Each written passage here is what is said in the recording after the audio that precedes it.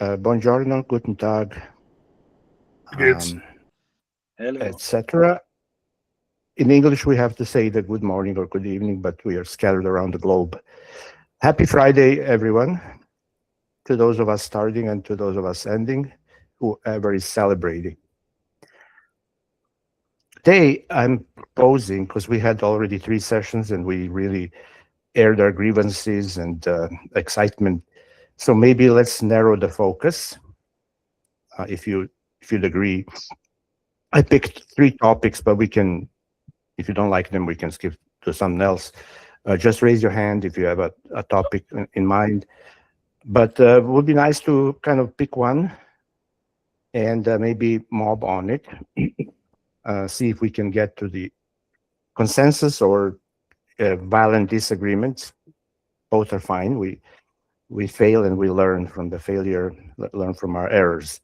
So if you don't mind, the first, tokenomics. Okay, that's a good topic. It's a burning issue, Bryan.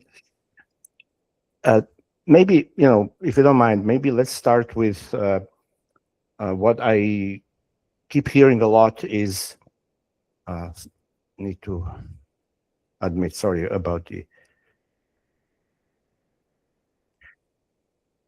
I keep hearing a lot about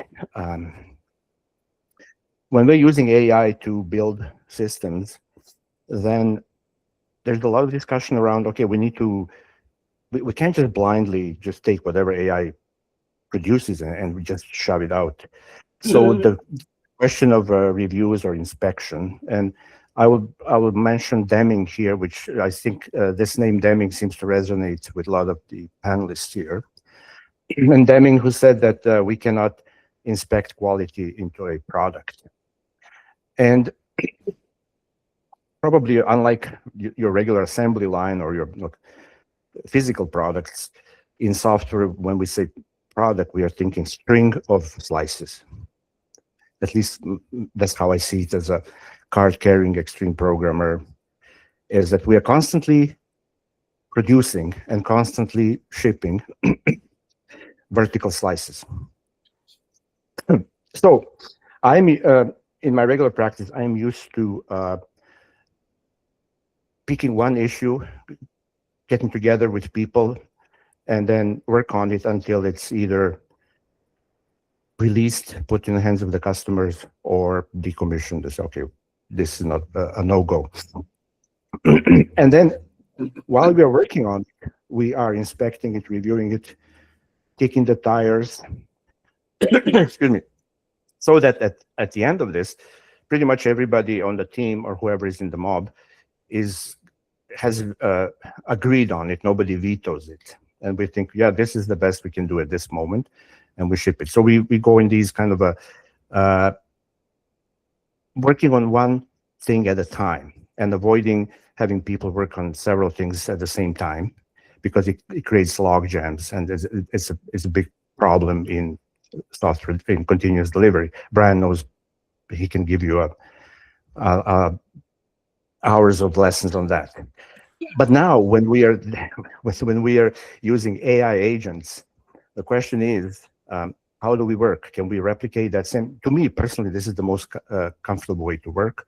Is like pick one thing, and the mantra is stop starting and start finishing. If we have something on a Kanban board, let's strive on pushing things to the right, rather than in a midway we just, let's go back and pull something new from the backlog because I'm kind of bored. We want to avoid that. With my experience working with AI agents is they're very eager to keep starting things. They just like to start new things, and they just kind of almost like a Scheherazade in that the 1001 Night. They're like, oh, how about this fairy tale? How about that fairy tale? And it keeps pulling new things in, and it's very seductive. And then we end up with a huge mess, and we don't know which way is up, etc. So my approach to this is maybe a bit extreme, is that I still haven't found a way to do this. So what I do is I still go one micro test at a time. I just cannot find a better way at this point, which is very pedestrian, very slow. That's the only thing that is giving me some kind of confidence that I'm not messing up. Bryan, over to you. Well, I was just going to say that everything you've said has nothing to do whether you're using agents or not agents, right? Okay. You know, the developer squirreling off. So my entire career, other than brief stints, has been working on large development teams. And when I say large, I'm talking between 12 and 18 people on a small team. And so number one, the whole team is not looking at all the code that any one person on the team is producing. You know, you put quality, you know, one of the big reasons for continuous delivery is to make sure that you can have a standard of quality that everything is going to adhere to and keep everything safe, right? Is that we've automated as much of that as we can. Now I have an entire set of, you know, new class of automation I can apply to my pipeline, which means that my, you know, ability to do micro detection of things really fast that things are breaking is improved. I mean, I can tell you in seconds whether or not we've violated hexagonal architecture rules and domain-driven design now, instead of having to go through and wow, I disagree with this variable name. I mean, I have agents that just sit there and say, oh, it's got a meaningful name that aligns with the domain and with what this thing is supposed to do. But the thing about squirreling, I mean, I literally on one team, I used to rant by going out to TeePublic, generating a t-shirt design, buying the t-shirt and wearing it to work. And I had one t-shirt that in JavaScript said perfect never shows, because I had a developer on my team that he was a 10x developer. And he would just gold plate like was going out of style. I mean, the day he showed me the nifty little animation that was on a handheld device going to a distribution center that added nothing to the ability for the person in the distribution center to execute their job better because it was fun. And I'm like, no, you know, we need to focus. We have to get this thing out the door that's doing the right thing with the right amount of effort, because you're burning company money on playing. That's all we do.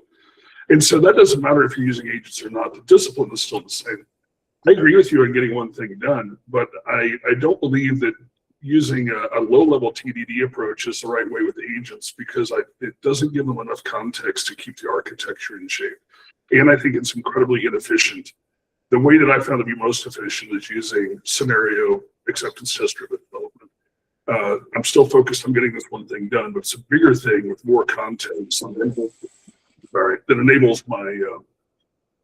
it to keep relatively clean architecture and keep things well organized. And then I run other agents through it to make sure that I've got well-structured code, we're adhering to architectural principles, names are good, and I automate all that. You know, the thing is I will, you know, as I build out that automation, and I'm still hardening my pipelines around this, but as I harden my pipeline around this, I have to look at it less and less, just like I would normally as I harden a pipeline without agents. Okay. Yeah. Thank you, Bryan. I know I'm very much impressed with your entire approach. I haven't been able to replicate it yet. But the question again is, how many of you people, and let's say, okay, because Matt is next. Let's say I hire Matt. I know Matt is a great developer, and I need something done, and I hire Matt, and say, okay, can you build me this? And Matt goes away, comes back, and says, okay, Alex, all done, all tests are passing, ready to go. Do I feel tempted to review his code? Most likely not. And so the question here is, because if I were to review Matt's code, that would mean two things. One thing is I'm pretty much at the same level as Matt is, so I can actually, I'm qualified to review his code. I'm just not just playing a big boss who's gonna. And secondly, if I am capable of doing that, I'm also capable of building it myself. So why bother with hiring Matt? So my issue with code reviews from the AI agents is, look, if I can review it confidently, why am I even bothering with asking AI to do it? Why don't I just roll up my sleeves and do it myself? So over to you, Matt. What do you think? Sure. Thanks, Alex. Yeah, and props to Bryan. You know, one thing that I think is really valuable about Bryan's input is his expertise around the CI/CD flow. And I think the idea of CI/CD is turning into when an agent or an agent pipeline finishes a run or an iteration, what is between that point and the point where it's deployed to production? What are the deterministic checks? What happens to ensure that that quality is maintained? And I think there's really, first of all, there's no blanket answer, I think, for the question of, do we still need to review code? Because I think it's based on two overwhelming factors. The first is, what does your pipeline look like? What sort of, how do you move requirements through your system? That's going to determine how the level of human overview, and what scale exists in the scope that's currently going through your pipeline. Pardon me. So a few months ago, and those that have been following me, I've talked a lot about auto stack, and I've been building my own pipeline, as a lot of us have, and that's recently morphed into this thing we call ELVs that I've been working on with my colleagues over at Fourth Wave, this collective that I'm a part of. And we've been using it to do our work, and we keep adding to it and adding more redundant checks, more deterministic quality checks. It now gets several rounds of automated codex reviews. We have a lot of measures in place to make sure that this code quality is where it needs to be. And as a result, we're not looking at a lot of the code that's coming out of it. But the flip side of that coin is, even if you have like a really set pipeline, if you try to bite off more than you can chew, then that does give more of a window or a drift for things to kind of go off a little bit. So I think if you're talking about, do I need human eyeballs on this? If you don't have those deterministic checks, if you don't have a pipeline in place that is designed around the limitations of LLMs, designed around, even with frontier models, if you're not keeping them in a firm sandbox, then you're going to need that. And eliminating that need is not just about TDD or extreme programming or any of these one things.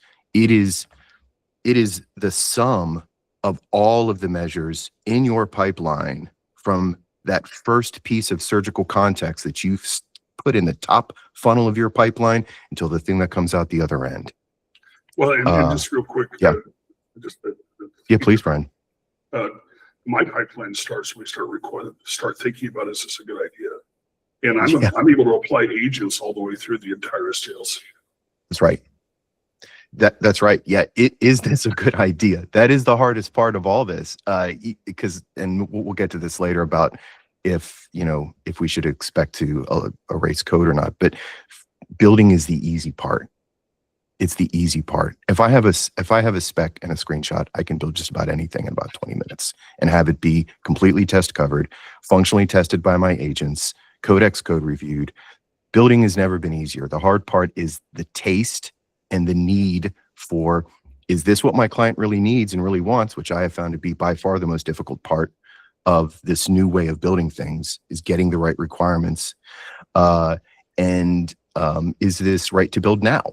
Those are, I think, the real place where we need to kind of start focusing. So thanks.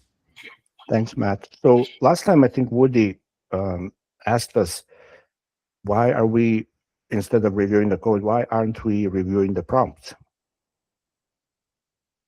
So maybe Paul is next. Maybe, Paul, you can throw some thoughts of your experiences.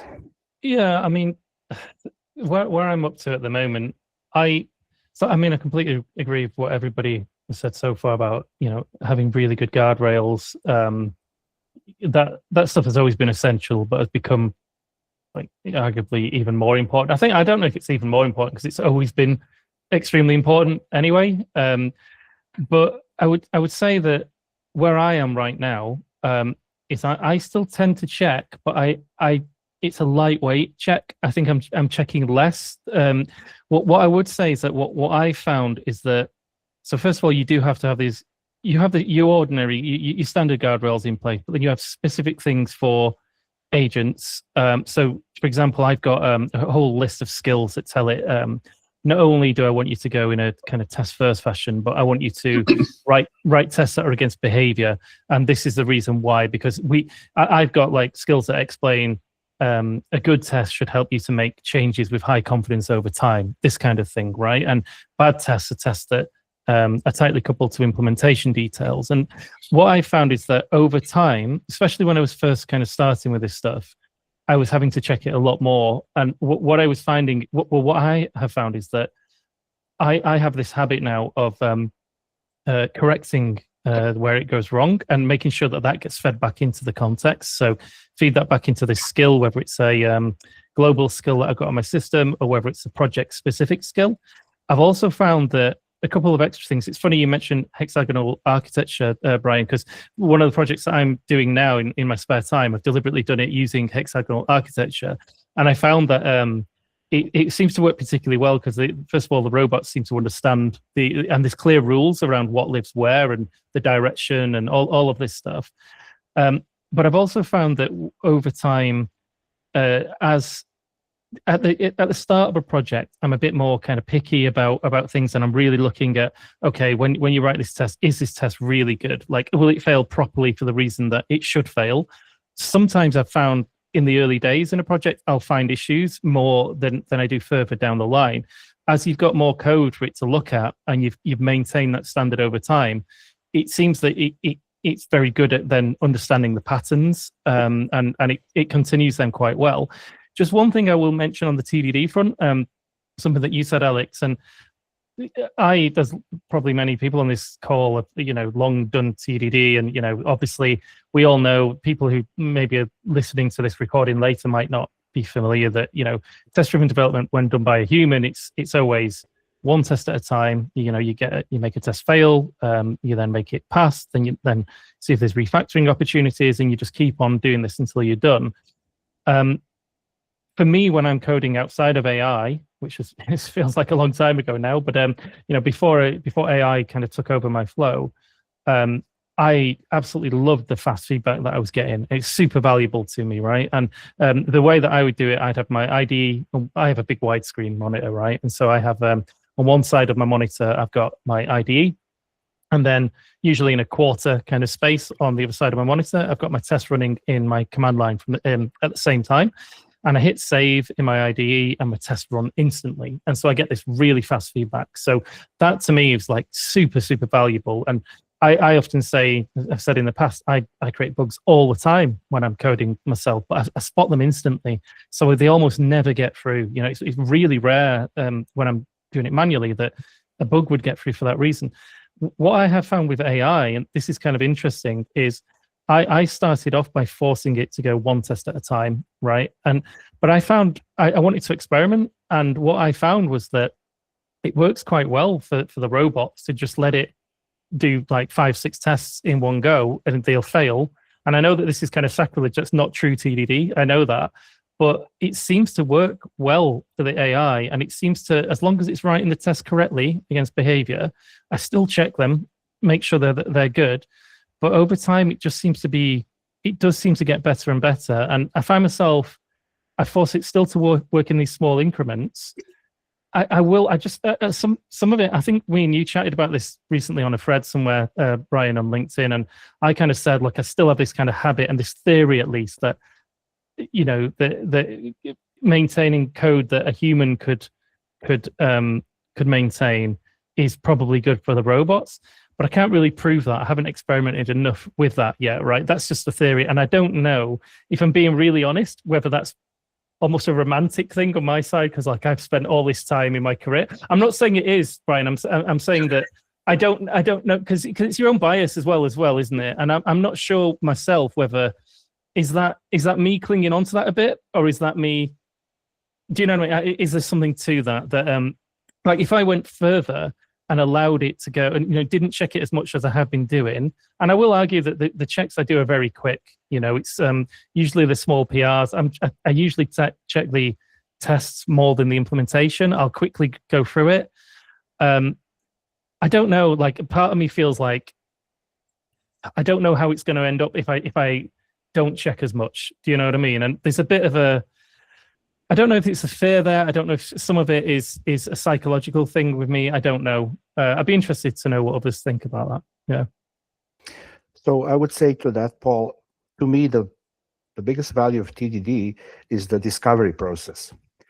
If I sit down and I write a string of tests, and I don't doubt that that can work, but there is no chance for me to be interrupted, because I'm sitting in my ivory tower and I'm envisioning, I'm gazing at the crystal ball, and I know what I want to do. So that's a different process than if I'm going baby steps, and along the way I get tripped. Excuse me, and I finally realize, oh my God, I forgot about this angle or that kind of weird. So I cherish that kind of pedestrian, slow burn, low energy approach, which gives me more chance to look around, think. And that's why I'm having issues with high octane agentic programming, where yes, they can go and they can rip through and they can do all these things. But I'm also curious, later on, you can maybe tell us, I really admire your work on mutation testing, and what you did there is fantastic progress, but we can maybe keep it for later. And now over to Laurie. Hello. I isolated my office a bit more so that I'm not interrupted by my son again. Hello, everyone. It's great to be here. I'm sorry I missed the previous one. We had a bit of a family situation. I remember that I didn't introduce myself the first time. I'm Laurie. I live in South Africa. I'm honored to be part of this council. I'm just a 38-year-old father of two, interested in many, many things since I've been a young child, mostly inspired by my father's, his way of teaching me and allowing me to think freely and experiment. So I've been experimenting quite a lot with AI in general, and working on my own system. It's been about 9 months, and there's been quite a few milestones, but it's currently under evaluation, like you should do in a scientific manner, and also falsify your assumptions and also its assumptions that it brings along. So what I'm doing is red teaming constantly. I'd like to just give a few of my thoughts related to what you've been saying. The first few opinions and thoughts. So mutation testing was great to hear, because this is definitely something that's needed. And I'm busy with my system to also schedule it weekly to add the mutation testing code. What I also find interesting is that it not only is it necessary to add very strong guardrails, as we are not there yet to fully let it go, and fully trust in it. Then the technology is not there yet. We are seeing there is a lot of happenings currently going on with what they call assistant access drift, something that Anthropic is actively researching and also finding solutions for. And it seems to be the case now that the current generation in the state-of-the-art models, they are kind of over-enthusiastic, and they might find ways around problems that are not acceptable as professional software architects and engineers. So it is very necessary, as you said, Alex, to be a part of the current improvement that's happening, to monitor it and also steer it. And whether we will ever be, whether it would happen that we do not need human oversight is something that is up for debate. I believe it will still be up for debate a long time. And I think the reason why is also kind of, it should be common sense, because humans created this technology. Therefore, I think it would be responsible to know that oversight is required in some sense. But what is possible right now is that your human input into this technology, it forms part of its context. And if you add persistent memory, for example, as simple as having a local vector database or an open weight LLM on your machine, it records these things. And over time, it starts to understand, and you retrieve the context. Now, this is one other thing that might be necessary for the advancement is not only guardrails and human oversight, but enabling it to store memory in an efficient way and also in a controlled way. And this might be a topic that we would like to discuss sometime.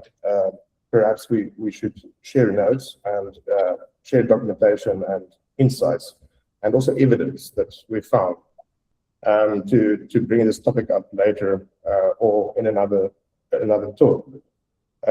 So I agree with everything everyone has said, and I think we are kind of converging into an understanding here. And this is why I would just like to give the message that this is why it's necessary for us to collaborate and to draw from everyone's experience built over decades and everyone's own intuition surrounding this, so that we can talk together and get to a common understanding sometime. Because if we going to argue, it's not going to converge, and we need that, I think. Thank you, Laurie. Yeah, I agree. So, Bryan, over to you. Yeah, I just wanted to touch on a couple of points. I have continuous delivery habits because I've been working in that way for a long, long time, and taking it very, very seriously. One of those habits is that when you're starting something new, you don't just trust everything that you're validating is validating well. I mean, you go through a process of hardening your pipeline as you go. Also, when you find something that's broken, it's almost pointless to fix what's broken unless you go and fix what allowed it to be broken in the first place somewhere upstream in your validation process or your people process or whatever it is, right? It's like, let's kill the root cause. So there's, as you're building stuff out, you're migrating from trusting yourself to trusting the automation, because the automation is more reliable than you are. It doesn't lose sleep. It doesn't come to work and be under-caffeinated. You just build out that process. And so it's a journey to go on until you're like, yeah, I'm happy. But to all of your point about human maintainable versus, just stuff, I was talking to Dave. I recorded an episode with Dave on Monday, and I told him that a year ago I would have said, yeah, the code doesn't matter at all. Except that I'm trying to figure out how to roll this out to an enterprise, and the cost per token matters. I've been doing a lot of experimentation on how do we control context better. And it's more important now that the code is well structured and named correctly than it was for humans. I mean, it was just as important for humans, except the cost was hidden in salary. Where now you're getting hit with a bill, and the cost is obvious that if you don't organize things correctly, and so now you're not only worrying about architecting your code correctly, you're worried about architecting your skills and agents and configuration files for the LLM correctly to optimize for context efficiency. And so these are all important skills. So when people tell me they're just going to slide into AI eventually, whenever they see it's probably useful, and they'll just start coding, and it's all it is just kind of throwing some prompts and stuff, I just laugh and laugh and laugh because of how much I'm continuing to have to learn to be able to platform this for enterprise. Great point, Bryan. Yeah, I mean, things are moving, and we are learning new bottlenecks, discovering new bottlenecks. I just quickly want to add, I discussed some of these things with Kent Beck. Now, this was like many months ago. But in his opinion, and this is related to clean code, clean design, because I was asking, like, so what if I keep adding new tests, and if the genie, as he calls it, makes those tests pass, so why do I have to worry about inspecting the code? And he said he's reached situations which I've never had, where the genie just cannot make the next test pass. Just kind of got stuck. And then when he unpacks the rat's nest, he realizes, oh my God, this This is a spaghetti bowl of spaghetti, and then he has to roll up his sleeves and manually refactor. So I've never reached that point myself, but I hear it from the master. So there's a valid argument to, yeah, keep an eye on what this thing is doing in the background. Don't just blindly say, okay, all tests are passing, we must be looking good. And this is to what I wanted to later discuss with Paul. One way to kind of attack that is via mutation testing, but that's another topic. So who's next? Alex T, over to you. Yes, thank you. If you would ask me whether you should have an eye on this, I would reframe it a bit. It depends, of course, and it depends on what you bet on it in this point in time. Is it your next bug, which you basically bet on, or your next job, your professional reputation, your house, your life? You could go on until you're at a very big position called civilization or something. So most of the time, the real topic is it's not even our money as coders. It's the money of someone else who basically provided us with financial means in order to code something for him or her. And it is, in fact, other people's money that we are betting with this thing. So it's about skin in the game, basically. And in fact, we are the experts that should recommend those people further away how aggressively or non-aggressively they should basically adapt these practices. And Paul said something really interesting. He said, it seems to understand. There is no understanding there. It guessed, in fact. It guessed that this might be the right thing in this context that is very specific, because every project is context specific and has big bets. And for me personally, that usage of seems would be problematic. Okay, good warning message from Alex T. Udi, over to you, please. All right, let's test my mic. Can you hear me? Okay, very good. I've got some observations, but I don't know how relevant anything I have to say is. I like hearing these experiences of people who are doing a lot of the same things I'm doing. I do want to point out, when I was first trying to code a lot with AI, I would write unit tests, and I was using 2 or 3 different environments. And I noticed in one case, it couldn't get the answer to something, so it just simply returned a hard-coded result based on the parameters I passed in. So it was not driving the code to a specific result. To a general solution. It was making it specific for the inputs. And in this particular case, there would usually be there were 4 inputs, and there was about 1,200 possibilities. So if I really wanted to fully test it, I'd have to test every one of those, and it would hard code an answer for every one of those, which is just totally stupid. So that's something I've noticed and have had happen. That sounded similar to some of the other experiences I've been hearing. But I want to point out something that I started sharing a long time ago, probably 20 years ago. And that is that, first of all, as I've heard it here, the coding is not the difficult part of creating software as such. Knowing what the customer wants is a good thing, but maybe more important is inventing what the customer doesn't yet know what they want, and maybe to take that further, what they need and what's important to the world. So a lot of times we're trying to deliver something to people who are trying to do things in a way that they could never invent a better way to do it. And that's a part of what we need to be doing, is figuring that out. But the point that I want to make about this is the code is the only or first place where we can push a button and verify that at least the code is doing what we expect it to do. And you cannot, there's no unit testing for the documents that were written by people gathering requirements. You cannot prove that they are correct or complete, or will give the customer anything they want, or any number of things. And what a lot of people try to do to get around this is do things like prototypes of varying degrees of capability, like paper prototypes or whatever. So none of those really work until they have something they can actually use, in my opinion. And so this is the problem of, there's like 3 or 4 things related, if I can remember what they are, but you basically have a handoff from one phase to another. If you remember those days, if it still exists in a lot of places, I'm sad to hear that. I think it's true. But when that handoff happens, there's usually some documents that document the work we've just done, and that we think is complete and correct, and that we can hand it off to you.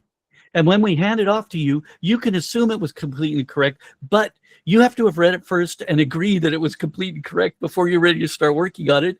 These are really like problematic things we put in hand to have a command and control. So I worked at one company where we went through this quite a bit, and the CEO said, I worked at a company where when I was handed a document that was during a handoff, I needed to sign that I read it, sign that I understood it, and then sign that I'm accepting it. First of all, any of that can be faked, and none of that is proof that it is correct and complete. So the handoff points are the point where knowledge is usually corrupted and the context is lost, because the people that were in the original context are gone. So I know I've gone on too long. So just because the code can do what we want it to do doesn't mean we have anything like a reasonably good process in place, that we're actually doing anything meaningful to the world. I'm just scratching the surface here, and this could be a whole nother discussion someday, and probably I should do a session on this sometime. We have a problematic system in place. I'll leave it with this. What if Einstein's bosses came to him, and he's 26 years old, and says, we're really trying to market a new good theory of some kind to make more money, and we know that something maybe starts with the letter R or something has been tested as being a good thing, and relationships or something like that. Can you come up with a theory for us? We need it by Tuesday's trade show. That's the way we're doing our work, and this isn't the way anybody could have actually done these things. It's a different process than driving towards what our customers at the trade show want. Problematic stuff all around. I'll leave it with one last little idea. In the 1990s, I did a lot of work with a big time memory company that made removable memory for computers and stuff. And they would go to the trade shows, and it was really important that they had a prototype that could hand to the user so they could feel it, touch it, plug it in, try it, but it was never the real product. We cannot, it's really hard for us to do that kind of thinking around software. We need to be iterating much faster than they could have iterated, because the trade show happens once a year, and if it's not a successful trade show for them, they will have a terrible year. So their products all have to be thought up ahead of time and proven to work the way they think the customer wants it. But again, I think I've covered way too much here. I'm just throwing out ideas as you guys talk, and I write down my little Post-it notes. Some of you probably remember these paper note things. And so you use a thing they would call a writing pen. It's just kind of a Sharpie style one. Yeah, it's older. I've been going through hundreds or dozens and dozens, 50 or more notebooks from back in the old days. Some of when I first met you, Tim, Under, and others here, I've got notes on those times. Anyways, thank you. Thank you, Woody. You remind me, I recently watched a very interesting video shot by one of your favorite guys, Deming. And it was fantastic. And he demonstrated that a lousy system will 100% every time beat most brilliant people. You just can't win. So is that the red bead experiment or a different? Yeah. If you find yourself in a lousy system, you can't win, and it's gonna kill you. So what do? We have to change the system, not change the people. People are never a problem. Very rarely I find people. Yes. I've managed teams for decades, and people are always great, but the system is lousy. I want to throw in one more thing you just reminded me of. In one of my early talks on mob programming, when I used to call it mob programming, at a large user group, I have the saying, it's all the brilliant minds work together on the same thing, the same time, same place, and the same computer. And one person's question was, my people aren't that brilliant. Does this still work for them? I thought, what in the world? That was the most interesting early question that I got on this. That I would say you cannot work in this field unless you have some level of mental capability. And if we don't accept that the people we have are brilliant enough to do the work, we probably shouldn't be managing these people. Yeah, We should never manage them anyway. We need to liberate them and of course. not control them. But anyways, And also, people have really good intentions, and for some reason, there's always some kind of suspicion around, are they, fooling around? I mean, Yeah. that's so bad. I don't want to go there. yeah, but we Thank can you. have let's have a talk about that Yeah, sometime. it's amazing. Thank you, Woody. Tim, please, over to you. Oh, so many things. So I'm only here for a limited time. I'll be rushing off in a bit, but by the way, Levine's law is that behavior is a function of a person and their environment. So environment is system and people. And we think, well, some people are like, well, it's all about having the best people. And, Deming showed us the bad system beats good people every time. And then people think, well, it's all about the system. And I don't want to skate too close to a political discussion. I'll just leave it this way. There have been events in the world, specifically in the Western Hemisphere, that have shown that a change of person can make a huge difference in a system. And I'll leave it at that. So we need to think about that. And yeah, people are great. One of the things about people that's great is they want to do the right things and not make mistakes. That's a great thing about people. And they learn to do a better job. This is why an LLM is not a person. It's not a person because it doesn't have the intention. It doesn't have a need to be right. It isn't learning from that interaction. It isn't the function of a person, the function of the person and their environment. It is a function of the prompt and the context and the training data set. And it's a different game, right? It's not a compiler. It's not a person. And if we're going to go like with PosiWid, right? PosiWid, the purpose of a system is what it does. Then we have to say, well, the LLM is a system for, frankly, producing errors without showing them and doing things you didn't ask it to do. It's really, that's what the system does. So therefore it's the purpose. So I had just a great experience. I fed it, I can give you a link to the article in a minute. I fed it my splitting stories list article. And I said, so start from here and all the directly referenced documents. And first I said, I'm going to be splitting a story. To do this, I'm going to need this information, get this article, all of its related references, and I'm going to be splitting a story. It's great. So it comes back around. I say, here's the story, title, description, etc. Boom. It really came out with a very nice, well-considered 8-step slice, all of them properly, vertical slices through the thing, all of them showing results for people. I thought, this is really nice. That's not the slicing we're going to use, but it was a really good set of options and illustrations. It was really great.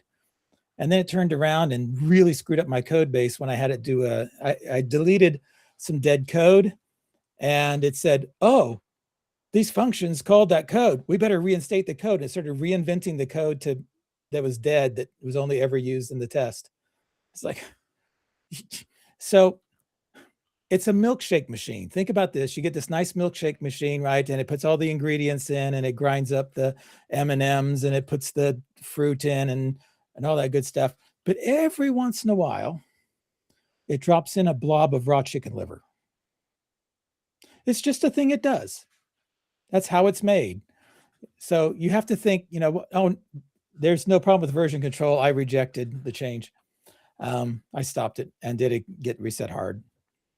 Because that's what you do, right? Because you can't trust it. It's not a person who's trying to do the right thing and who's learning. Trust is not the right term. I don't trust a bandsaw. If I trusted a bandsaw, I just put the wood there, close my eyes and push it through. But I like my fingers too much and I would like the wood to actually not be ruined.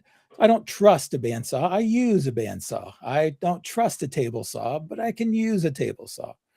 Trust is the wrong idea. So I like this all about putting the guardrails around it. That's really important because every once in a while, it drops in a blob of raw chicken liver. And you have to be aware of that and that it's not trying to be right. It's matching the training data, the context, the prompt, as well as a machine like that can do it. So we definitely have to keep our eye on it. We do have to check what it does. And trust is not a reasonable strategy here. So raw chicken liver could be very nutritional, right? I'm sure. Maybe what the doctor prescribed. If you get to digest it, which you may Yeah. not. I know. It could be a health hazard. Thank you, Tim. You just triggered, I want to share an award-winning joke, if you don't mind. It's a joke time in the Roundtable. It's about a ventriloquist who fallen on a hard time. I don't know if you heard that joke. And he could not get any gigs. The ventriloquist act went out of vogue. Nobody wants to attend those shows. So he was getting desperate, and his impresario told him, look, I cannot book any gigs for you. You got to consider changing your career. And the ventriloquist was like, but that's all the only thing I know in life. I don't know what else to do. I have no other skills. And then the impresario thought for a minute and said, you know what? It's now very popular, this soothsaying or fortune tellers. This is becoming all the craze in the tough economic times. People want to, go and somebody foretells them their future. Why don't you open a shop as a fortune teller? And ventriloquist said, okay, what can I do? I have to do that. And he opens the shop, and the first customer comes in and says, okay, so what can you do for me? He says, tell you what, for $50, you can talk with your dead relative of your choice for 30 seconds. For $100, you can talk to your dead relatives for the whole minute. And then the top tier, for $500, you can talk to your dead relative for 30 seconds while I drink a glass of water. Nice. So the thing that you triggered me, Tim, is we are humans, we are mammals who are pattern-seeking mammals, pattern-seeking organisms. And so we like to detect patterns everywhere. And that's how animals also work. We identify patterns, and this is our survival strategy. But more importantly, we humans are agency-seeking mammals. So when some events occur, we tend to ascribe or impute some agency behind it. Even in some silly cases where the wind is blowing and the bushes are swaying, the first thing sometimes, if it's dusk, we think, oh, it's a bear charging at me. There's always some intention that we first knee-jerk, we impute some intention into events. And here's the danger with LLMs is that we think knee-jerk, subconsciously, we have this propensity to read agency into what's coming our way. And to your warning, Tim, we should not trust that first instinct. We should not immediately say, oh yeah, there's a smart person behind this or a smart expert who I should trust, because obviously it's a very well netted, very well crafted message.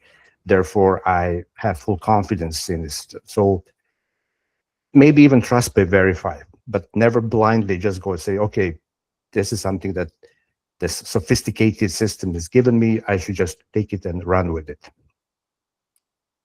Over to Yona. Yes, thank you, Alex. First of all, maybe I should introduce myself a little too. So I've been building computer systems for like 25 years. I also studied computer science and AI. Most of the time I've been building systems out of curiosity and for fun, but also for money. But when I was working as an employee, I felt cornered working in the back-end corner, which was well paid, but not very satisfying because you're still an employee. Now for about 1 year, I'm self-employed. And currently I'm building a system all by myself. I built a prototype in November. It was front-end only, and now it's a full stack app with a database. It's a quite boring Web 2.0 app, but with all the bells and whistles we can have today. And also I automated a lot of stuff, and like all my CI/CD all the tests, all the linting and type checking I have running in there. And for me, AI is enabling me a big way, because I know the full stack, but you know how much work it is and how many moving parts you have in such a system. So being able to just solve certain problems without digging into it myself all the time, it's a game changer. It's something that would not have been possible. I want to connect to something you said, Bryan, and also Alex. So at some point you run into a regression. Happened to me last week after moving very fast for about 1.5 months. I was surprised how long it took before I ran into a regression and stuff got broken that was working before, even though I had tests for it. But turned out the tests weren't running anymore. The end-to-end tests, not the unit tests and stuff, of course. But the tests weren't running, and some were even skipped. And yeah, I wasn't interested in why this certain page wasn't loading anymore, why the backend was throwing errors, but why it wasn't caught. And I didn't go into it manually, how Alex suggested. That's something I was tempted to do for a long time. For a long time, when I was working for a couple of days, it was happening. I was going AI only for 2 days, and then for 1 day I was only coding by myself. But nowadays I'm not doing this anymore. I'm doing everything with some kind of agent or with a desktop app. Yeah. So today I'm very trying to be as lazy as possible and build everything. And for now it's working very well for me. Yeah. I will have to leave in 7 minutes, but I'm happy I could tell a little bit more about myself and yeah. Thank you, Yona. You're a brave. Very honored to be here. That's what I wanted to say. Thank you. Thank you, Yona. You're a very brave man. Now, because we have you only for 5 more minutes or so, I just want to quickly reroute, and we'll go back to Bryan is next. But one thing I was intrigued by last time or in the previous session, Alex T said that his worry is that using AI is going to balloon or bloat the technical debt, and then you push back and you said that in your opinion it's reducing technical debt. Can you just quickly maybe comment on that, and then we can maybe get back to it later? Thanks. Yes, of course it depends on getting your setup right, the guardrails right. I was for a very long time a big piece of technical debt, or what I consider technical debt, is catching generic exceptions, because especially when you're building incrementally, because you're building a system you don't exactly know what you're needing, it will introduce all kinds of problems where you cannot find an error or a bug, because an error is just masked. And I was trying everything to get my LLM to stop doing this, to stop producing it. And in the end, the first thing that was really efficient to have like a manual script that would point it out. That was before the advent of Claude Code. Nowadays, I have solved it with hooks that will just automatically reject every edit that violates the linter, which is very meticulously configured. So there's rules for the linter that catch those generic exception handlings. Yeah, this is one piece of technical debt, and just figuring out how to solve this took me a long time. LLMs helped with that too. But also refactoring becomes so much cheaper, because you don't have to go through 60 files anymore and adjust a couple of classes. You can have an LLM do it. And that's something really cheap. That's a task that is so cheap you can run it on your MacBook if you have enough RAM. So I think many of the tasks that were really a lot of work, but very kind of stupid, but required a lot of knowledge, can now be handed off to LLMs, where you would never want to pay a senior for because it's just not worth it.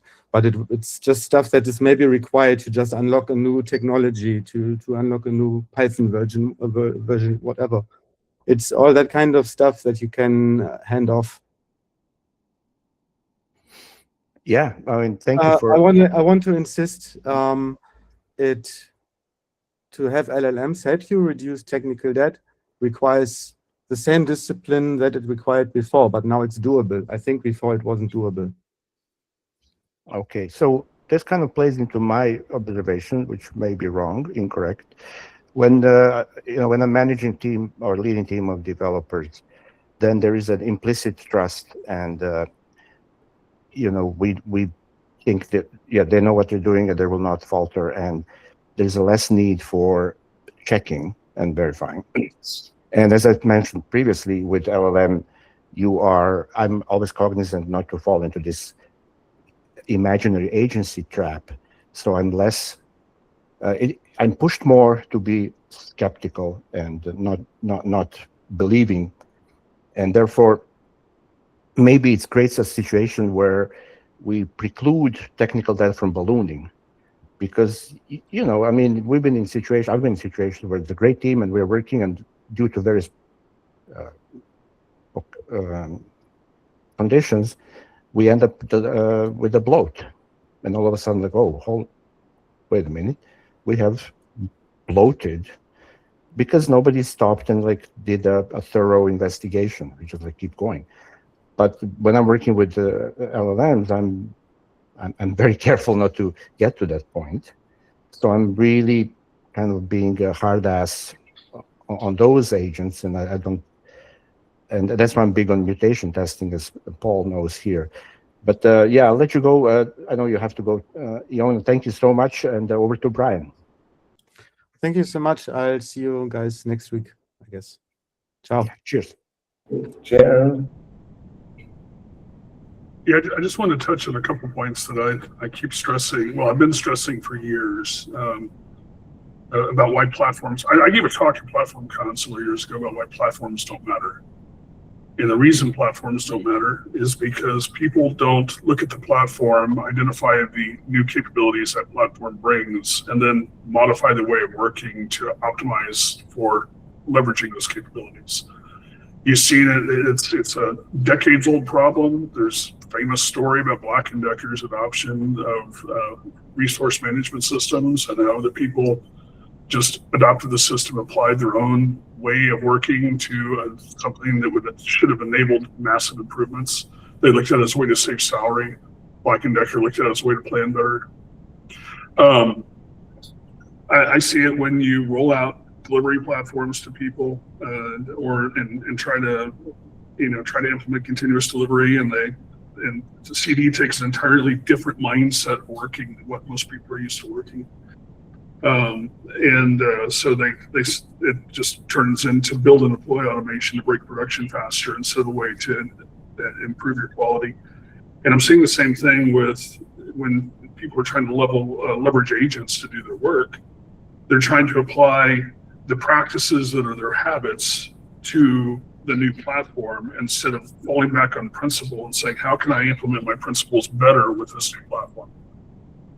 So when I'm talking about things around, I don't want to even look at the code before it goes to production. I want to engineer validations for that. That's because it's always been a bad idea from a batching point of view to look at code before it goes to production. It's just we had no other choice. We had no other way to validate some of those things. That the act of having code review before we deliver means we're batching up bigger and bigger chunks of delivery, which batches up larger delivery risk. And if I can lower that risk with more automation, I'm going to do it because I think that's safer. And so I just want to stress that we have habits. When we are applying a new platform, we need to look at why we work the way we do. And not just say, well, that's the way it's done. Why are we doing that? And is there another way to do it? We don't do formal code review anymore because there's better tools and better approaches. Things that IBM did that fragmented the industry into functional silos might have been good for, not IBM, Microsoft. Might have been good for Microsoft because they were trying to commoditize labor but it's not good for the end result, right? And it's also set the industry up for failure. That's not a good practice, even though a lot of companies have copied them. A good practice is having cross-functional teams, right? And so now we have a tool that allows us to do stuff we weren't able to do effectively before. We need to explore that tool and find out how we can leverage that to better implement our principles than just falling back on habit, which is why I would like to say avoid low-level TDD. I don't think it's a good practice with these tools. But one other thing I want to talk about, Nielsen, Tim's story about making a change and then having the agent go and revert everything. Yeah, that happened to me too. And it doesn't happen anymore. And the reason why is I realized what I was doing was basically pair programming and then stepping away and making a change outside the visuals of my pair and then getting upset that they went and go, what the heck is this? I need to go put this back. That you either work together or you don't. And if I'm going to go make a change out of band and working with the agent, I'm going to clear context and start fresh because otherwise I've just violated that working agreement. And so you need to pick one or the other. You can't do a hybrid or you'll always be fighting it. Thanks, Brian. Yeah, again, I'm always concerned when I meet a new tool or platform that robs us of the discovery dimension. And hence the danger of seeing these things just taking over and like, yeah, we can do everything. It's like really professional. You can tighten the screws, but it doesn't give me the window for discovering the reality of the domain. It just kind of takes whatever we have at the outset and then say, okay, let's go and execute on that. And well, no, but so I disagree, right? I would strongly challenge that because we explore the domain by saying this is our current understanding of the domain. Now let's go see how close to reality our understanding is. But that doesn't happen at the code. That happens with I've got this idea of this thing that'll make things better. Let's go see if it'll make it better. And the coding process actually slows that down. Oh yeah, I agree. No, I agree. It doesn't happen at the code, but it does happen at the expectations level. Only if you're on autopilot, right? I mean, this is the thing, is that as a developer, my job is to solve business problems with code and to code. And, you know, it means that all the skills I learned in my very first job around product ownership, quality process, testing, operational responsibility and judgment, all of those things, you know, that if you're a full stack developer today, you have to be full stack on the SDLC. You have to really understand the domain you're trying to solve, love the problem, not love how you're solving it. Stop loving the code, love the problem, and love the outcomes or learn how to make them better. There's nothing, the very first time I had somebody using my code was 6 months into my first job. I went to a loading dock at a distribution center and the guy hated what I'd written. That's an incredibly formational process that a lot of developers never get to see because they're protected both from the customer and from the outcome. And they're going to struggle with adoption because they've got the wrong habits. They're not focusing on product and outcome. They're focusing on code. Sure, I agree. I'm not talking about the code. I'm talking about the declarative tests are not code to me. Tests are declaration. You declare. Sure. Yeah. So that's where you discover the reality of the domain, where you start declaring your expectations as to what this thing is supposed to actually, what kind of value is supposed to deliver. How it gets implemented is secondary. No, I agree. So there's actually a couple of things I'm looking at trying to bring into where I'm working right now to help with that. I know that there's a couple of open source projects right now that enforce a workflow spectrum of development. And that workflow is you first have to define the goal that you're after before you even get down to how we're going to validate the goal. Then you have to validate the goal. And you want to be able to code unless you have stuff that the agent says, okay, now the goal's clear and I understand what you're trying to validate. Now we can go generate code. Yeah. And that's where the discovery happens, is when you do that and find out and to get the feedback loop about how wrong your assumptions were. Yeah, I mean, it's hypothesis-driven development with validated learning in production. Mm-hmm. Yeah, that's gold. That's pure gold, and that's the best approach. I totally agree. Thanks, Brian. Hey, sure. Paul, over to you. Yeah, thanks. Yeah, it's quite a lot to pick up on. I mean, the way that I kind of see it, like outside of AI, the journey that I had actually when I first kind of started here, like in the industry, I mean, I actually kind of started the wrong way according to like what you're saying there. I actually agree with pretty much everything that you just said, but I kind of started by, I was obsessed with the technology. I'm talking 20, I've been doing this about 20 years. So like early in my career, I was very obsessed with the technology, and I wanted the code to be kind of perfect and all of that stuff. And the business side of it was almost, in the early days for me, was almost like immaterial. I almost didn't care about that. And over time, luckily for me, I managed to work with some extremely talented people, like really, really good engineers who cared very deeply about the relationship with the business and who cared very much about the products that they were building. And over time, my mentality shifted quite dramatically. And now, I say now, again, let's say pre-AI, the way that I was working, I still cared very much about code quality and about having really good tests and so on. But my mentality was always, or had been for a very long time, that the reason I care about that now is so that I can keep on delivering this value to the business over time. And the proof of quality to me, it has for a long time been that quality to me means that you're able to keep on making changes successfully at good speed over time, and that you can give the business the opportunity to test out new things, or to the business might be making a mistake. They might misunderstand the market. They might misread the market. But I see a big part of my job as being working with the business to be able to give them this opportunity to test that out as quickly as possible, and then to change direction and pivot if they need to.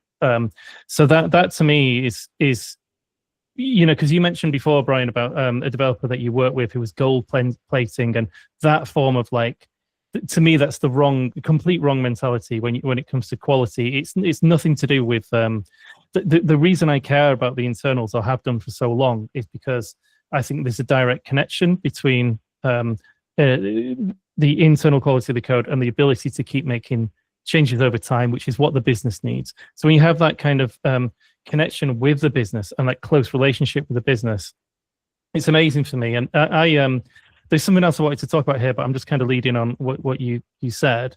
But for me, I don't remember if I said this in the last call, or maybe it was another call I was on. I can't remember. But I did pose a question once to a few people, on engineers on a call, and to me, it's an interesting one. Like, as an engineer, have I done my job properly if the product is technically successful but is a massive flop in the marketplace?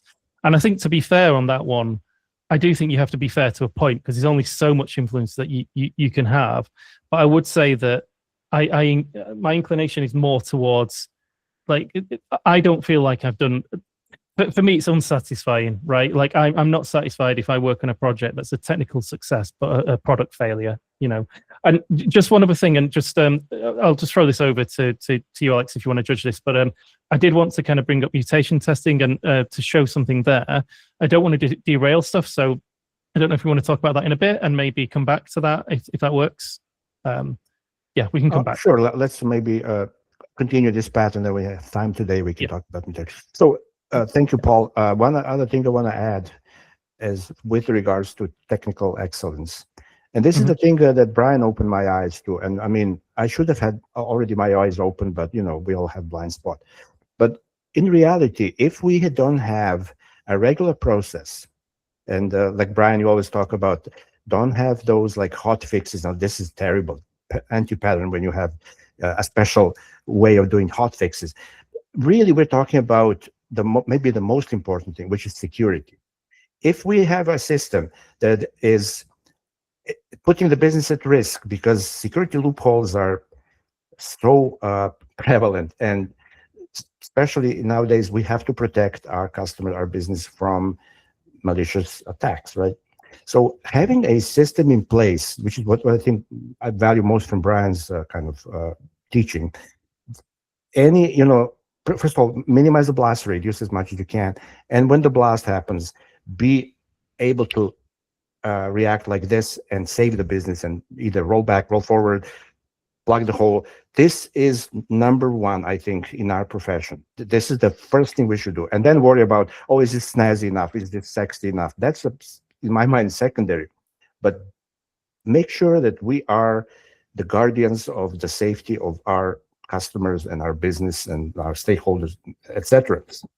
Which is, again, I'm circling back to, now that we're using AI agents, how are we protecting ourselves from that? How are we having guardrails to make sure that any little outages of pathological behavior in production, are we equipped to immediately step in a regular process without having to jump through the hoops and all hands on deck and those infamous 2 a.m. calls and wearing a pager and etc.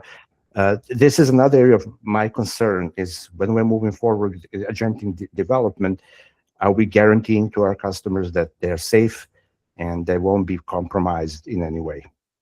So maybe it's a topic for another discussion, but it's Matt's turn. Over to you, Matt. Thanks, Alex.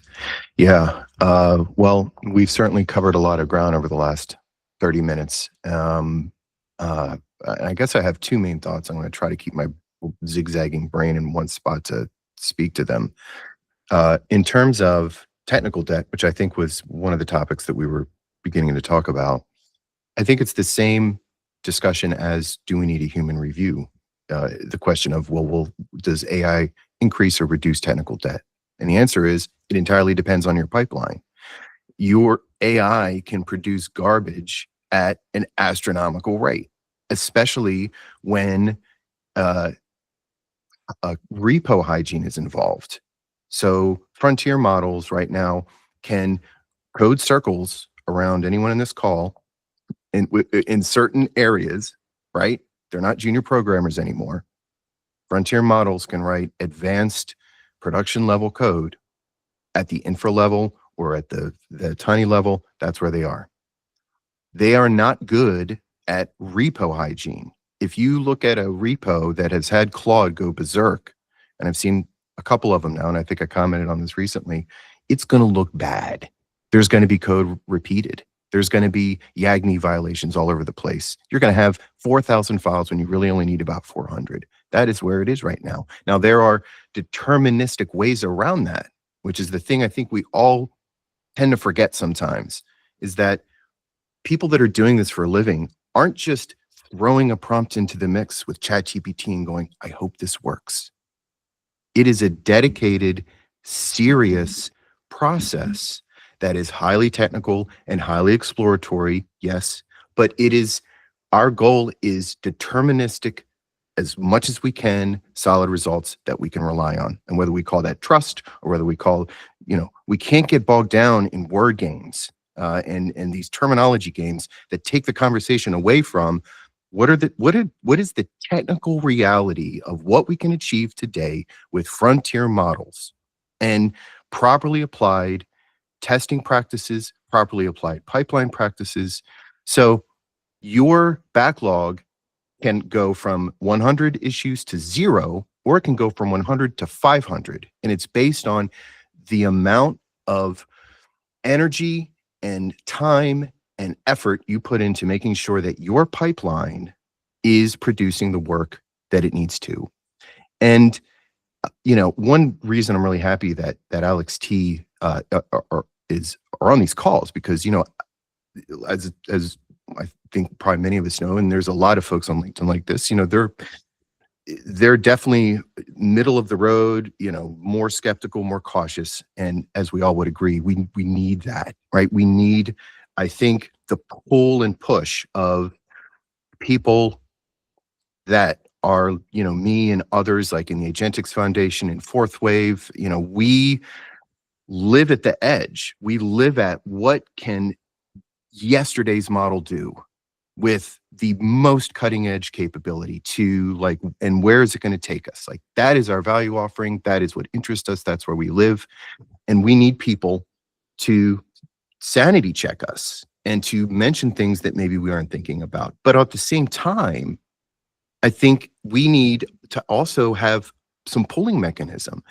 And one thing that I think can help pull maybe folks that are middle of the road is to change how we view the idea of AI-augmented software and AI agentic engineering. It is not a toy. It is not a hobby. It's not luck. I don't do this for fun. This is a serious technical discipline that many of us have spent thousands of hours thinking about. And it really bugs me when, and I see it, I've seen it hundreds of times on LinkedIn. It's this encroaching feeling like this is just some kind of game. And unless someone's paying me a lot of money, or unless there's a lot at stake, or unless, if someone else's money is involved, well, then I better take it seriously. My integrity and my reputation is always the most important thing, regardless of how much I'm getting paid, regardless of I do my work the same way, no matter what, because that's what matters.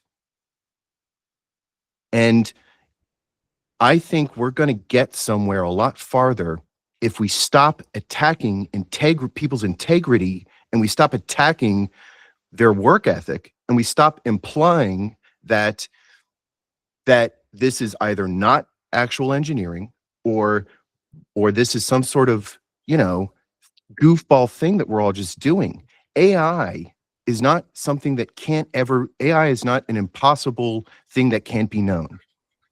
AI is not something that no one can know, and that, well, we all just don't understand it. That's false. There are hundreds, if not thousands, of people that have figured out how to take a frontier model and, with the appropriate amount of human oversight, can take requirements and business problems and convert that to scalable, reliable, maintainable, efficient, high-quality code. I do it every day. A lot of other people do it every day. And I think the more we can focus our discussions around the technical realities of what's possible today, and less about, the underlying motivations of people that are trying to stay on the edge, then I think we're going to find a much more productive conversation that's going to happen with all this. So I would challenge us to just, before we start thinking that, that AI is always just a roll of the dice, and that no one can know it, and that it can never, ever produce the work that we need, that we challenge that. And we recognize that there are, in fact, a lot of people that are doing that right now. Great, thank you, Matt. But sadly, it came on the skirmishing on the coattails of the blockchain and crypto and all these scam bros. And so there's a lot of aspersions being cast on people who are propagating or advocating using AI to better our lives, because a lot of people read, like you say, hidden agendas. Maybe you're trying to scam us, or you're building your brand name, and you are the consultant who is trying to just drum up send some invoices. So that's the ugly part that's very difficult to fight against. And it is what it is. Yeah. Well, but Alex, I think if you're in the industry, if you're an industry professional, you don't get your news about the industry from like newspapers or Thank Fox you. News. It's been 3 years. You discovered on your own. I mean, blockchain, there was actually reasons for that were like good business reasons. Oh, yeah. It was just not adoptable. But no, you don't just go, oh, I saw this reporting that was clickbaity, and I'm going to believe what I say. You dig in and learn the industry. Yeah. And honestly, I'm looking forward to this. I know for a fact that just like CD, and AI is much better at this than CD, it exposes people who just aren't very good. Yeah. Yep. And there's going to be fewer non-professional people that we'll have to deal with. Yeah. Quick question to you, Matt. I'm curious, what do you mean by YAGNI? Oh, you aren't going to need it. Yeah, but you're going to need what? Oh, so I've had YAGNI and Dry and a lot of these things on my mind lately because of the work I've been doing with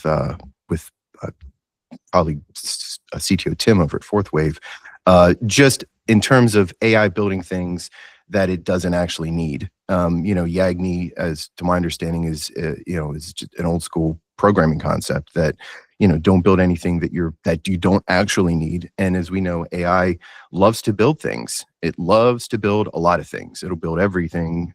It'll go way past your specs unless you keep it in a very tightly contained and constrained area. And one part of that is with surgical level context, and could go on and on. So that's basically what I meant. It's just another constraint to ensure it's not building something it shouldn't. Yeah, Laurie had offered a good definition. It's to prevent not building speculative features. That's exactly right. Yeah, I know that because I'm asking because sometimes people conflate that with it's just kind of doing a lot of refactoring, not changing the behavior, but splitting into a lot of classes and modules, and that's not YAGNI. YAGNI only applies to features, to functionality, not to the structure. So you can restructure your repo, and somebody can say, "Oh, YAGNI, you don't need this." That's a different ballgame. Thanks. Thanks, Alex. Grigori.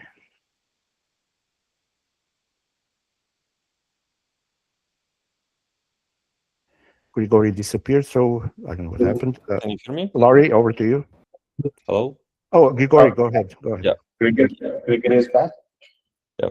So original topic was about like reviewing AI code, and it's highly reminds me of evolution of our industry. So we introduced C. So actually, first it was assembler, and C, and people were reluctant to use it because like, oh, if I write my machine codes, this is like precision. Assembler like gives me like level of isolation. I don't trust it.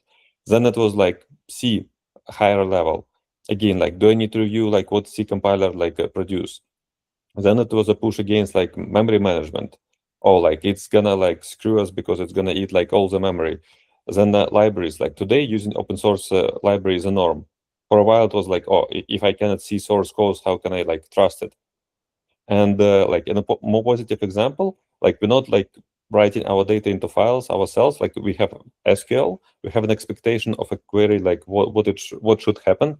And if like, for example, like performance is not adequate, we can take the entire like Postgres and replace it with Oracle or a MySQL or like MySQL, and like we don't need to look into how it was written. Is it like a technical debt?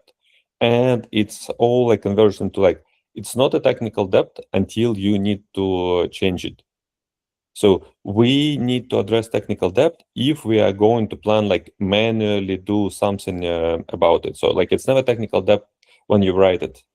So when you write a tool that is like single use, it might be the most horrible code, but if you wrote it like in 5 minutes versus 2 hours, it's better, even if it's like written like really, really badly, because like next time you need it, you can just write it anew. So the big difference with all this example and the LLM usage is like we were not being forced to adopt like C memory management or SQL at the same pace as like we being forced like by media that like, oh, if you're not using AI, you're like falling behind today, because we already have like branching application. So like you can use LLM as a glorified autocomplete, and of course you need to review it. Like autocomplete existed like for many years, and we never trusted like autocomplete when in IDE you press like tab and it like writes some code. You say, okay, is it what I wanted or not? You like not trusting it. But another side is agents.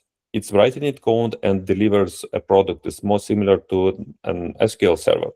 And if you need to look into this code, if you're even considering like reviewing this code, it means it's not a good product yet. You're taking alpha version of a new SQL server, like you're not gonna put it like in production, but at the same time, it's not your like part of development. Like you're not responsible for how it behaves. So this implementation of SQL server is wrong. I'm gonna jump into another one. Same should apply to LLM as well. Just like today's LLM agents, they are in alpha, and we have to treat them like the same way. And another like correlating example is like people like talking about microservices. I think like in most cases they were not done right, because if you need to look inside microservice to make a change and to rationalize about like how it works, it's not a microservice, it's a monolith. And the same with LLM agents. If what they're producing is something that you have to look into, it goes back to glorified autocomplete. Yeah, now it needs to take like, I don't know, like a couple minutes. We call it an agent, and it's produced like way more output, but it's not yet a product. and we have to like frame it like correctly. Okay, is it autocomplete that like we have to review? Like, great, it's no question, we have to review it. If it's a product, then we have to build some protocol like with again like SQL, that like how we evaluate the result out of it. We give it consistent input, it produces consistent output, and how is it implemented? It doesn't matter, and it applies both to producing like code libraries, something with an agent, and the end result with a business value. So you achieved your business value, it satisfies your performance requirements, it satisfies your test. You're not supposed to look into how it's achieved, otherwise it's not a product. So like I think like we have to be open-eyed that like LLM as a product is an alpha. We cannot trust it as a full-fledged product. We're all like testers here, and therefore we have to strive to move it to a point where we don't have to review it, but we're not there yet. We're all participating on behalf of like big corporation on testing, validating, and making product for them so they can make more money. And it's like, as a personal note, I don't think it's our responsibility. We should be paid for testing. Like quality assurance is like, it's a paid job.